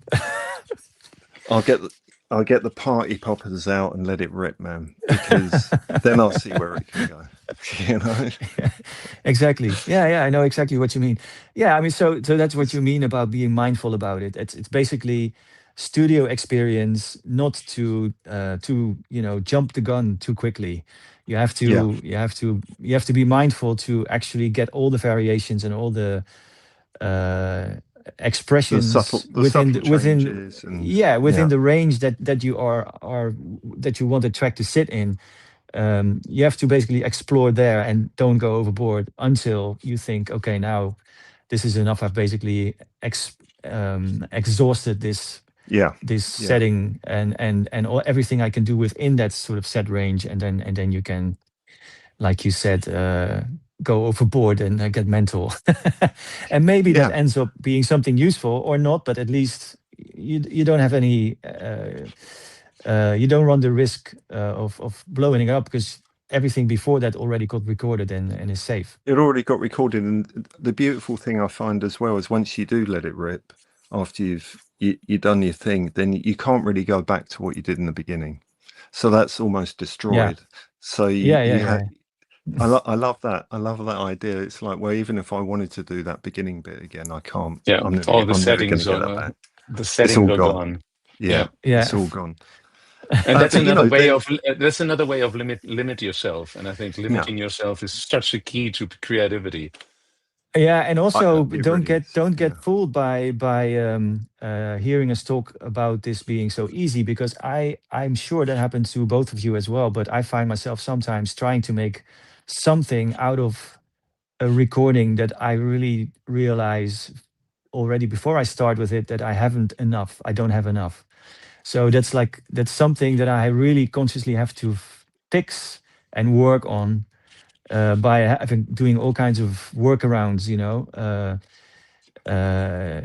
because there's something in it that I really like, but I basically only have 2 minutes of it, and I want to expand it to 6 or something, and I just don't have the material is just not there. You know what I mean? So that's annoying. That's sometimes, it's annoying, but it's also a certain limitation which can work, which can get you be, it's, again, this is another thing that is basically presented to you as a problem that you have to kind of find a solution for, and that's where creativity can happen. So sometimes these something that sounds like a jam that you think might have been like a 10-minute jam is sometimes maybe even just a 2-minute thing that is very cleverly expanded to be more. Sure. I mean, going back to, just touching on that question, that original question. For me, whether it's however the music is made, whether it's a jam, I've always believed that the track, if you're gonna see it as a track in itself, then that track should say something, and it should progress in some way. Things can progress very subtly through a track and go somewhere very subtly without too many changes, and that is a journey in itself.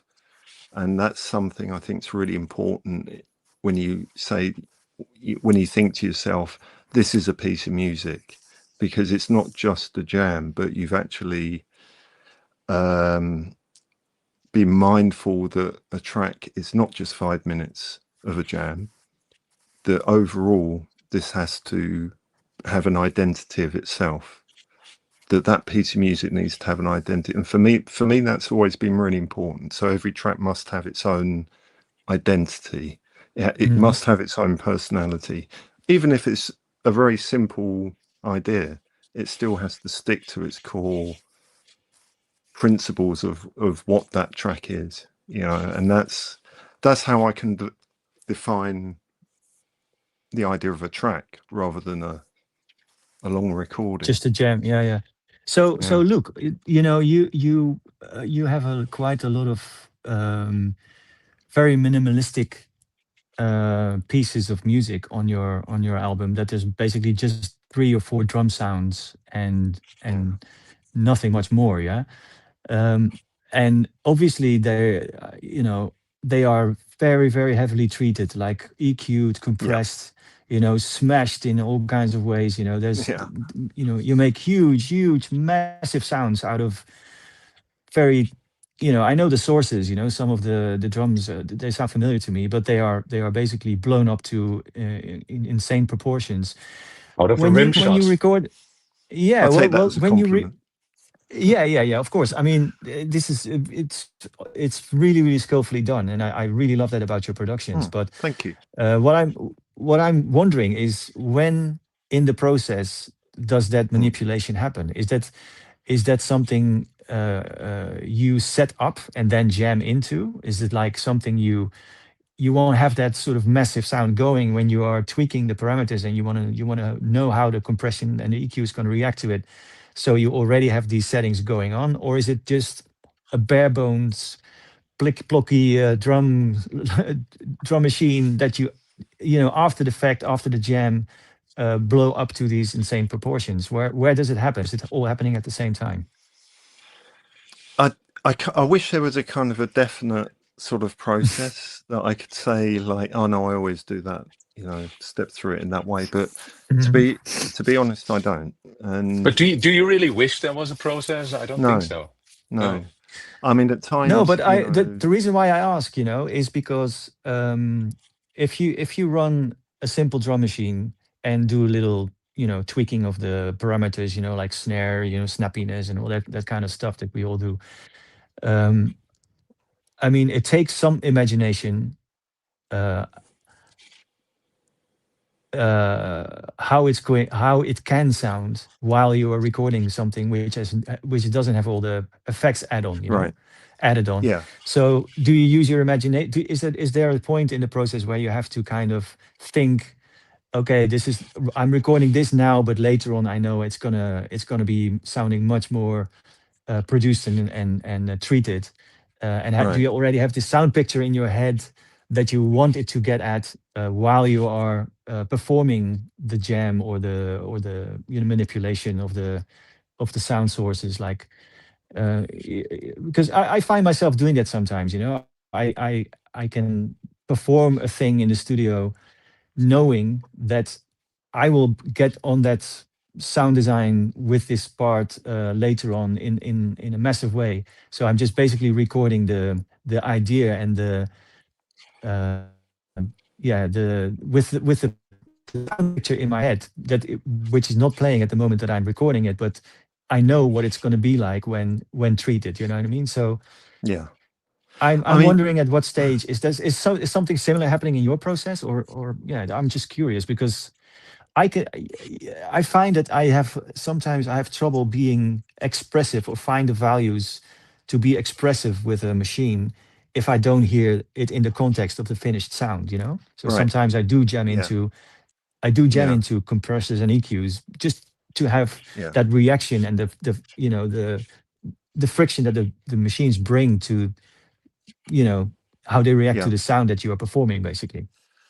I mean, I think there's two areas to that there's almost two hats to wear for that for me. So I know exactly what a certain machine is going to do to a sound, from experience of, you know, over the years, I know what certain compressors are going to do to the sound. I know what certain EQs are going. I know the outcome of using these machines down the line. So, you know, sometimes I, you know, the same as you're talking about, things come about by. I'm really into processing stuff, basically. So You could tell. it's like it's a mindful processing, but because I'm aware of what the machines do. So it's not about, you know, like if you take a limiter or something like that, you know, I'm aware of how dangerous a limiter can be at certain stages of a track and how good they can sound at different times in the track. So nothing's formulated as far as that, and things. I don't think there's anything that doesn't get processed through something for me. So everything always goes through some kind of process, whether it's at the beginning, whether it's to do with the actual beat itself. You know, something like Bait and Brute, which is basically a 909, was jammed out. Yeah. As you hear it, really. But you knowing your machine so well, your processing equipment basically enables you to form your very unique sound. And only you can do it because only you have that combination of machines at home and have the specific knowledge of your machines.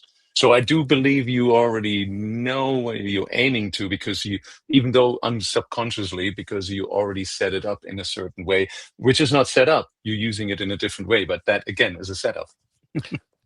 Yeah, I mean, I know what I want to hear, and Exactly. I know how to use stuff to get what I Individually want to get hear. there. Yeah, But yeah, there's also, again, it's this sort of limitation thing. I know that you have to be, you know, kind of not overdo things if you've still got a road to go down.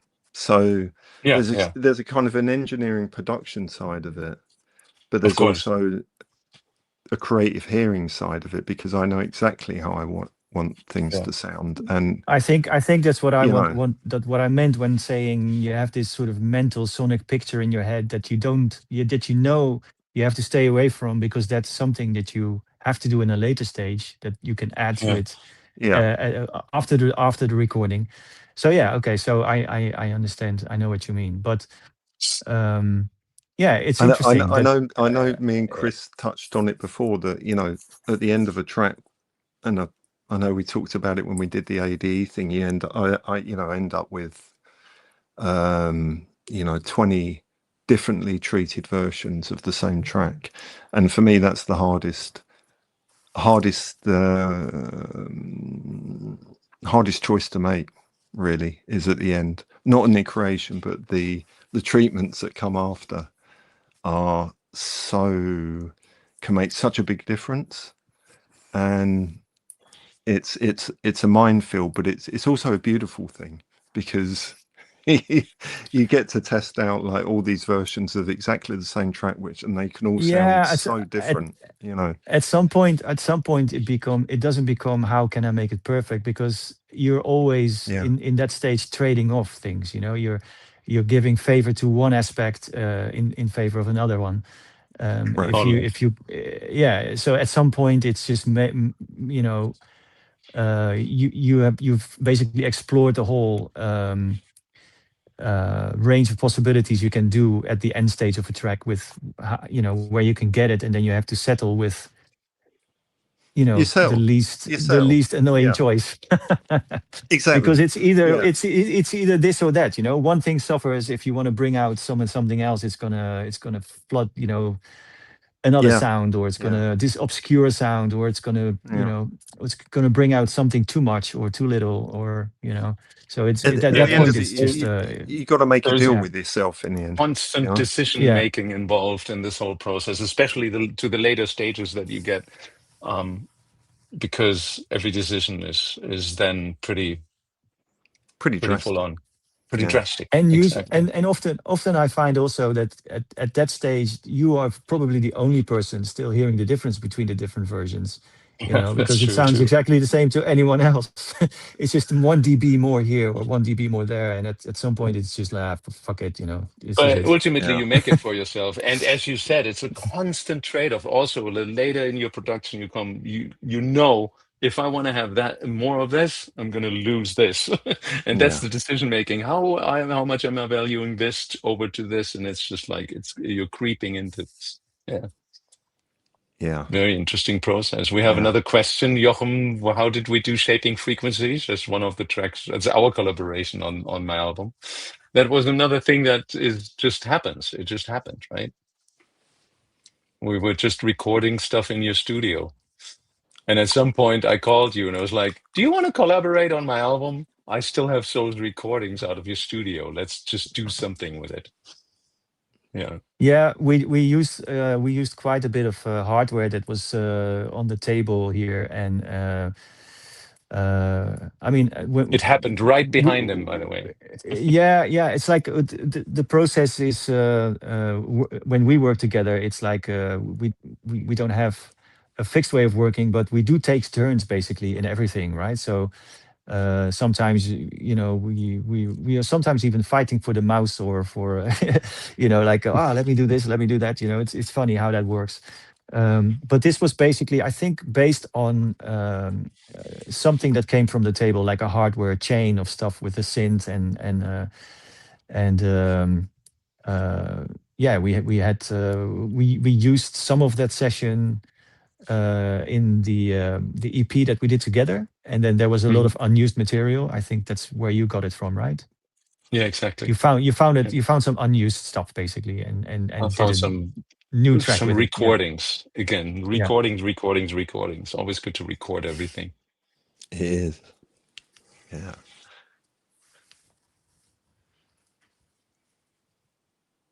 Awkward silence for all of us.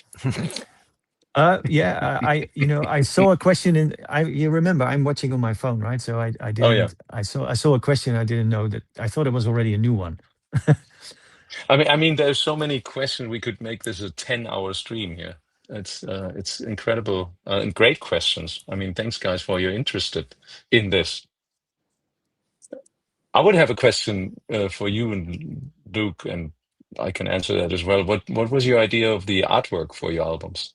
Behind the artwork, you both have beautiful artwork. The great thing is every album is very different, and we have different approaches and different types of ideas of the artwork as well. Jochem's is the most minimal, um, yeah, well, for the artwork I but work with it's my you on there, my is it? On a beach? yeah, yeah. So basically, I work with my son for this for the artwork. He's a graphic Oh, great. designer, and Ah, yeah, it was really fun and a great experience to be working with him for this project. So he did the art Do you maybe direction. have an album that you can show right now so people can see it? Not here, but yeah, you can look it up. Anyways, people can look at But it. Yeah.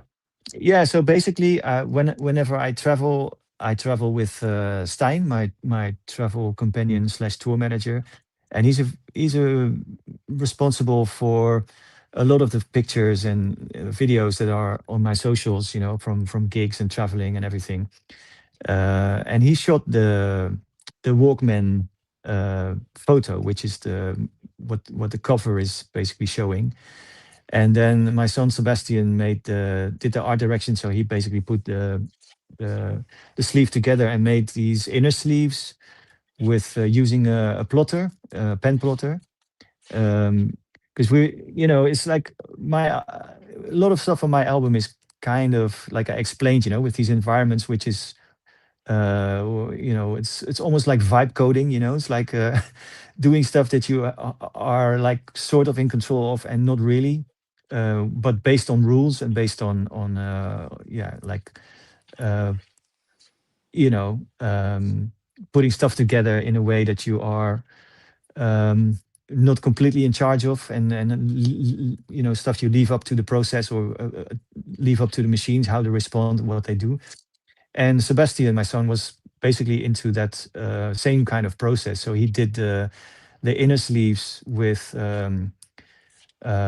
also with visual software, which was also using this kind of approach, with vibe coding ish kind of stuff, like with rules and designing the software or the machines that generated the imagery, and then drawn on a pen plotter and recolored and I don't know, edited on the computer. So the idea was to have the really minimal and no revealing outside, and then all the surprises when you pull out the sleeve, and that's where the interesting stuff happens. That was the concept and the idea.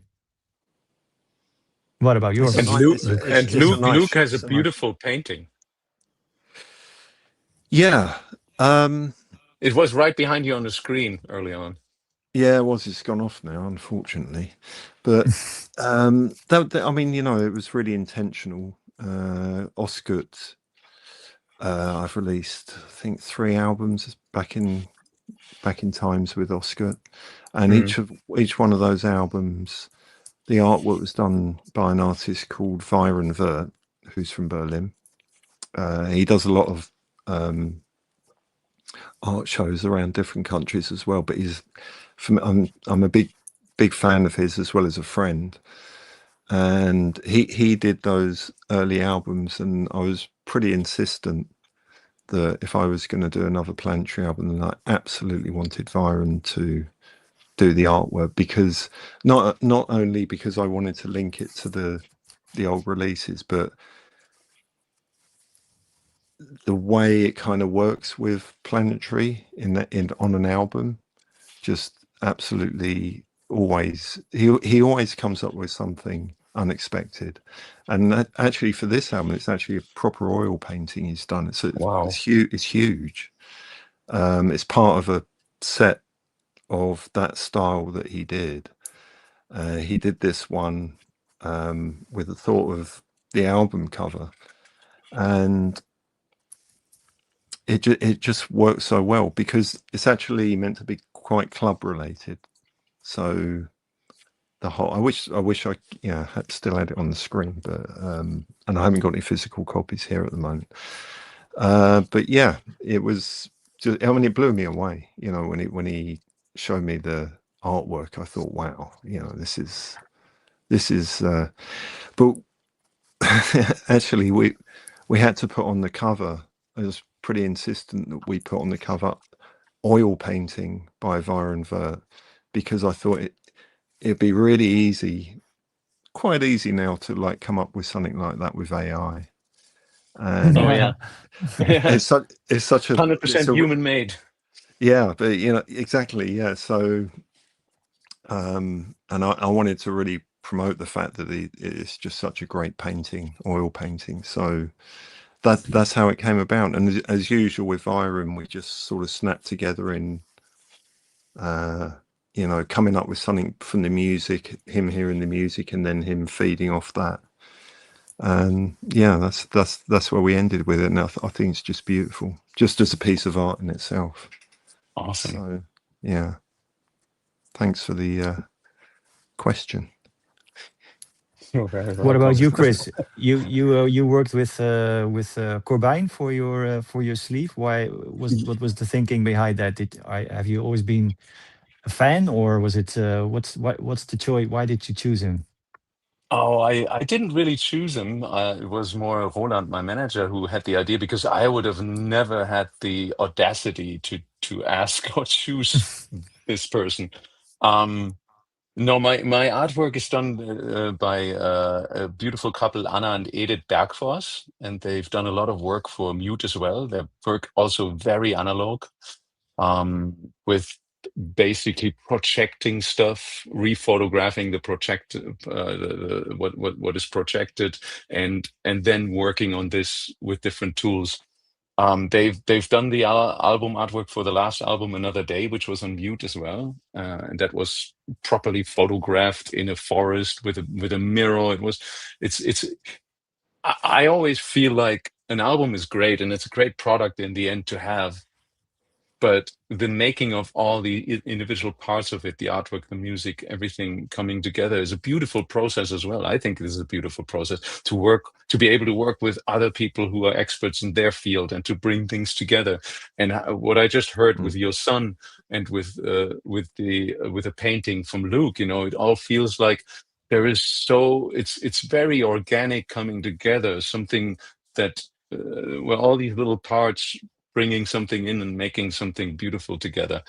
And so Edith and Anna already had these ideas with a grainy kind of style. And then Roland was like, "Oh, we need some photos of you, some new photos." And I was like, "Yeah." And he was like, "Why don't we try to get Anton?" I was like, "Haha, of course, right." And actually, for some reason, because of the good connection we all have with Mute Records, they were very helpful in that process. Even though the album is not released on Mute, it's on my label. But they were very helpful with the process. So we got in touch with Anton, and he was like, "Cool, sounds like a great idea. Let's meet in Antwerp for 2 days." And of course, that was like, wow, okay, I get some from this absolutely photograph legend and um, artist. I can be standing in front of his camera, so I just basically let him do his thing, and then we gave the photos to Anna and Edith, and they did their magic on it. And because for me that is a very personal album because it kind of reflects my idea of techno, how I grew up with techno in the 90s.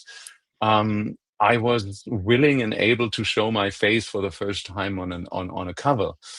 And especially because it was not because of me, but because it was taken by this artist who has influenced um, the uh, visual art in certain types of music when it comes from alternative rock up to techno electronic music, especially as well, of course, Depeche Mode, and just let them do their thing. And just basically, my only thing was like, okay, I'm fine with showing this. I'm fine with doing this, and it somehow all came together. And that's when I came up also with the album name, which I'm curious as well for Luke, because I love the album name Planetary People.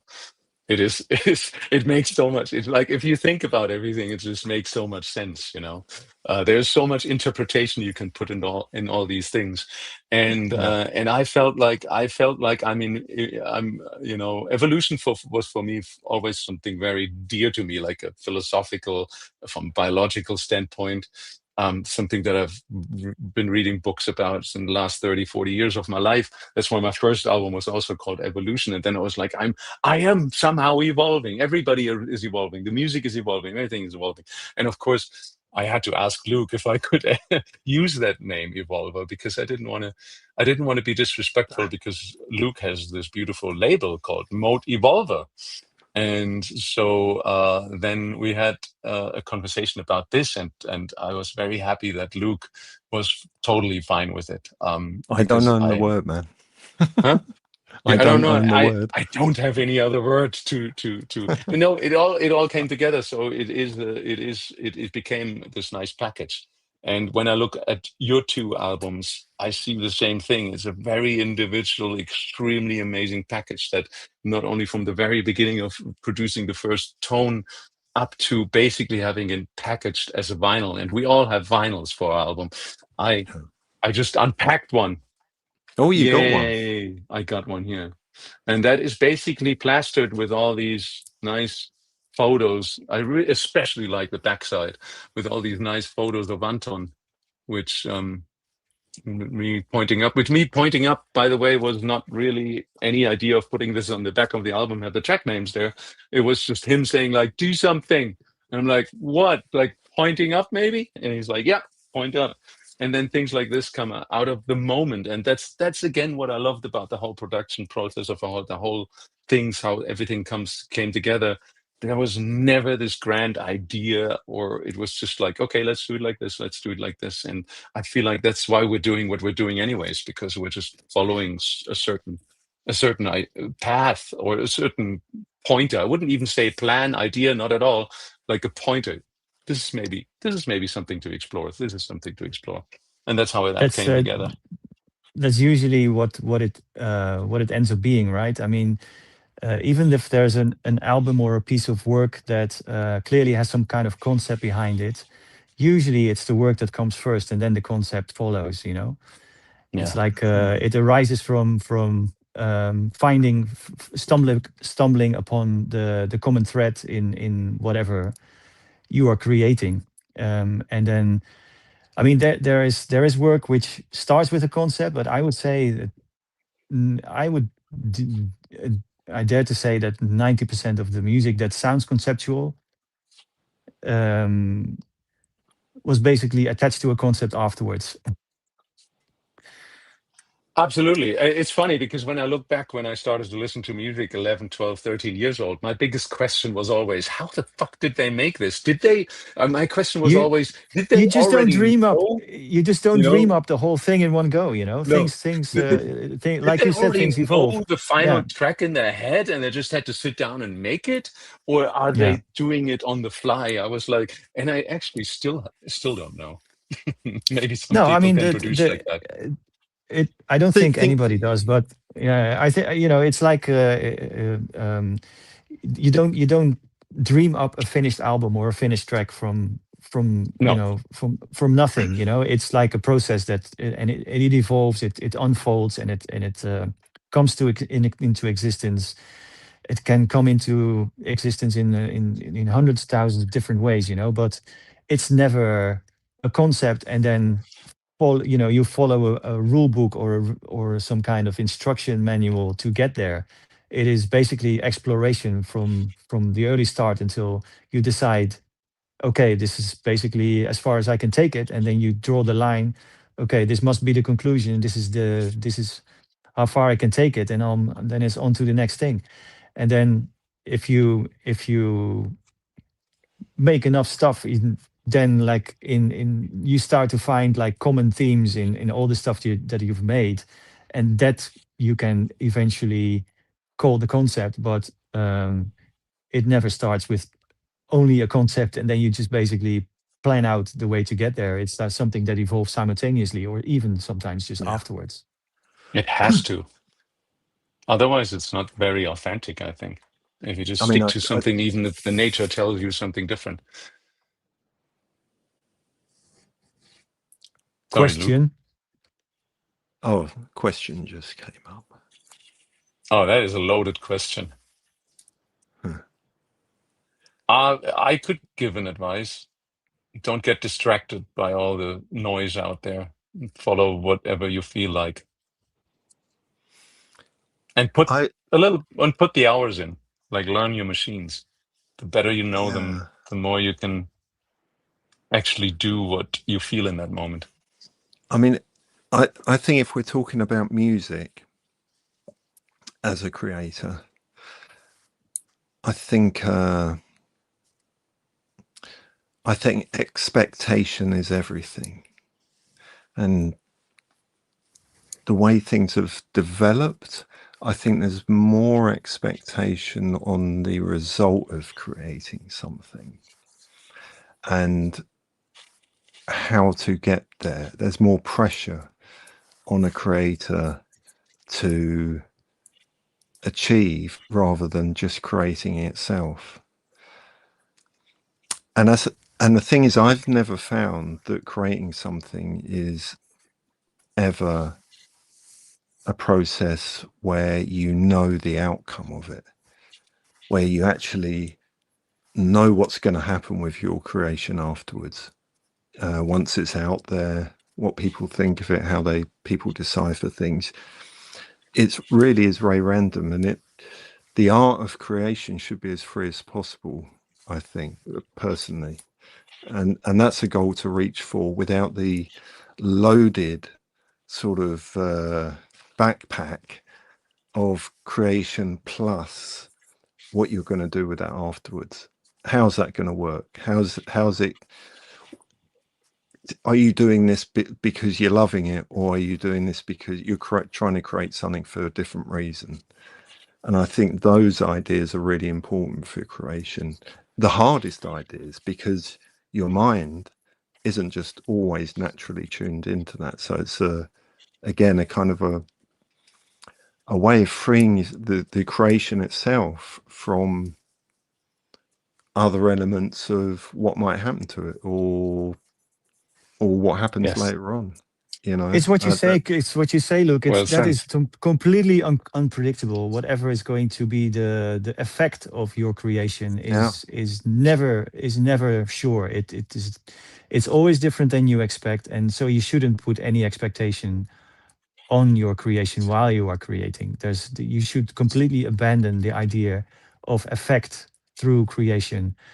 It's basically all about just creating the thing itself without free from any expectation, because I always think of it like that something that you make has two lives. One life is when you are creating it. That's the moment of conception. Then you put it out into the world, and then it gets a second life. It's the life in which your creation gets in the mind of people, and people attach memories to it, right. people attach experience to it, Yeah. which have nothing, but absolutely nothing to do with what you as an artist have put into it or have attached to it. Those are two completely separate worlds. Yeah. They're two different Yeah. lives completely.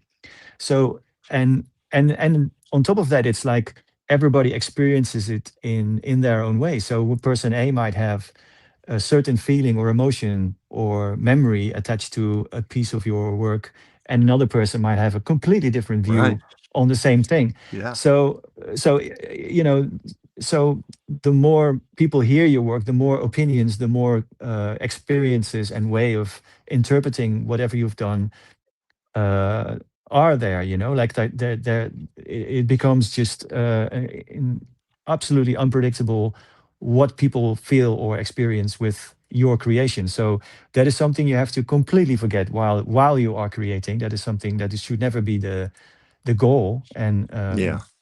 it is Exactly. something entirely on its own. So you have to basically only care about the first life of your creation, which is the Yeah. life in which it is still yours, and you can basically turn it into any direction you please. And then when it's done, and you put it out into the world, and it starts to lead its own life. Uh, but those are unattached. There should Yeah. be no there should And be no connection yeah, between the two. Yeah. exactly. And And the less you manage to get not distracted by thinking about the second life while you're still in the first one, the better it is. yeah. And I'd also say don't get too precious about it. You Oh know, yeah, true. don't get too wound up in the whole sort of this is my creation thing, because there's a human element going on here. Once what you're doing is out there and people are, like you were saying, it's going in their mind, they're feeling different things, they might love it, hate it, it becomes a human issue.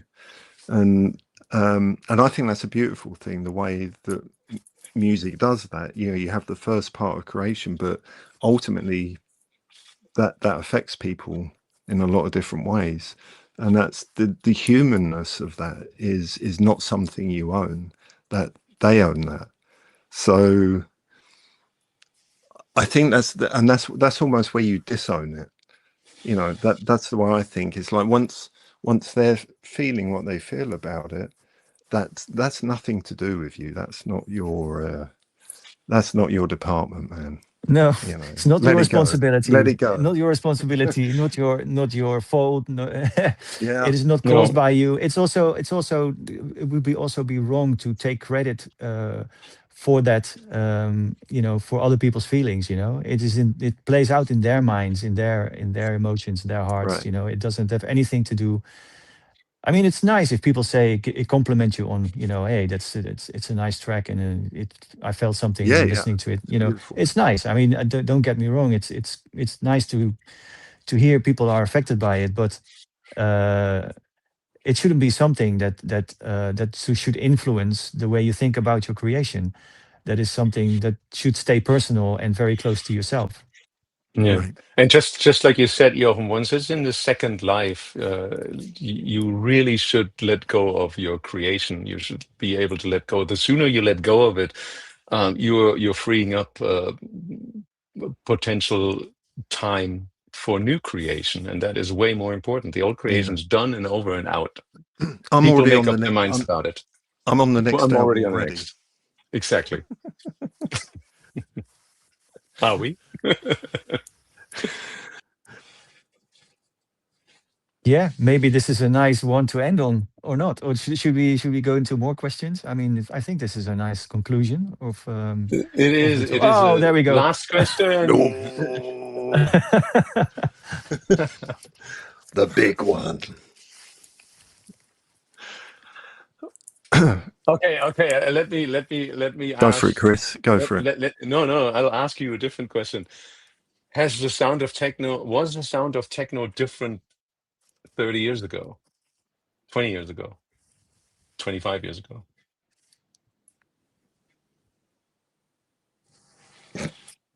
Can you read out the question, because I'm on my phone and Oh, it's too small for me to read. Says What's the will the question? sound of techno be different in 2030? And my question would be, was the sound of techno different? But like, this is 4 years in the future, but was the sound of oh, he puts it up here. Thanks, Sander. Was the sound of techno different 25, 30 years ago? I don't Oh, think was that the question? I'm. No, that's Okay. my question. To not to answer the other question, I rather Right. thought I ask a new question, and maybe by answering that question, we can answer the question of what happens in 5 years. It's going to be different.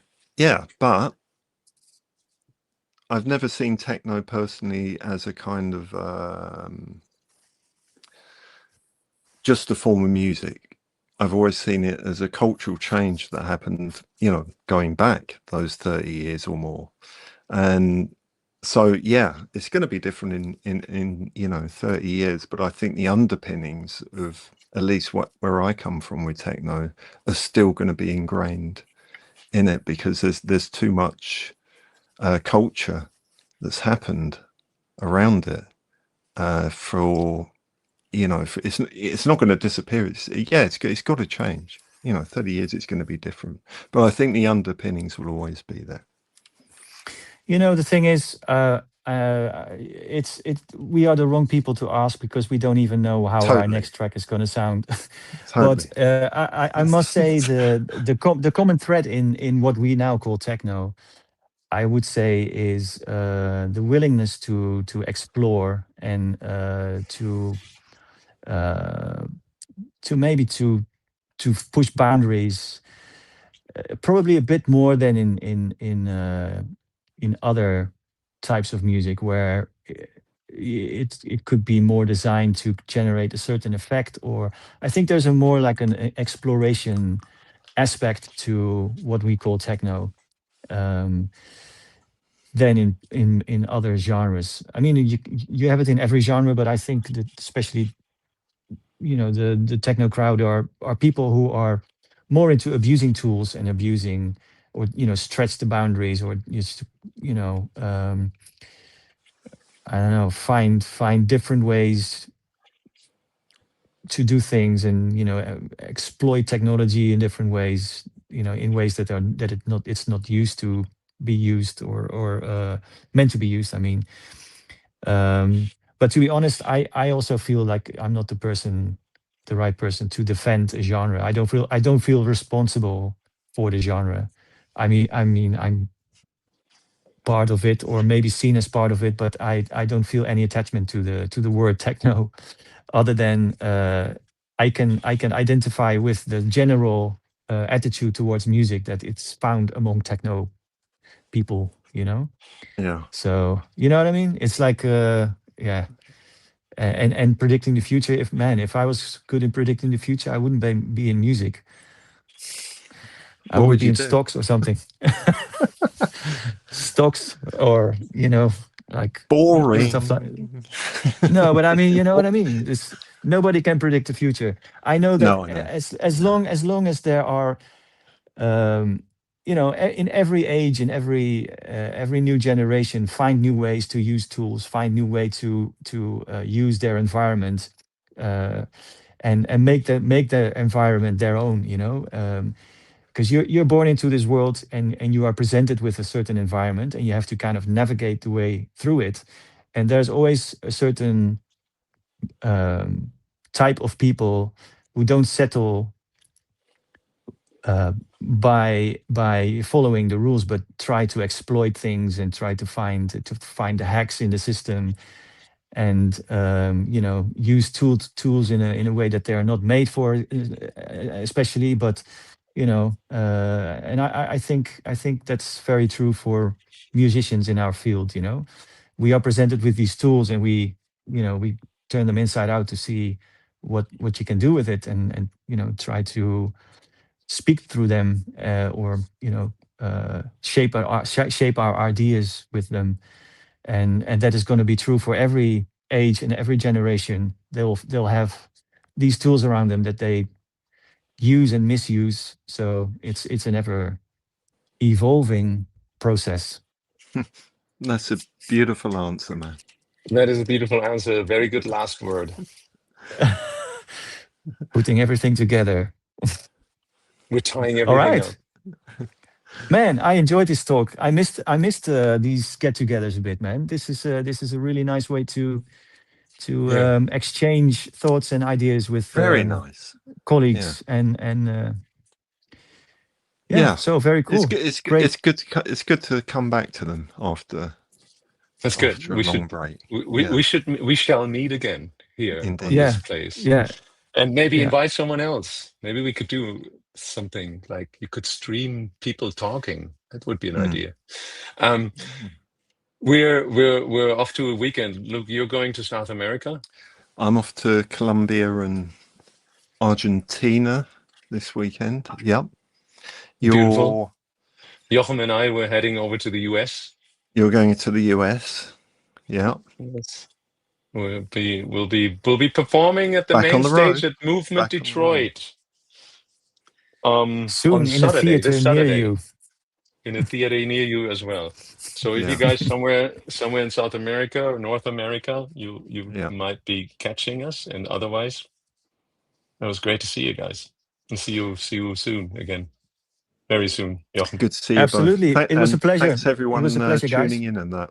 Really cool. And Thunder, thanks so much for your help, and everybody in the background who made that work. Thanks, and all of you who are watching, thank you so much for the support. I hope you learned something.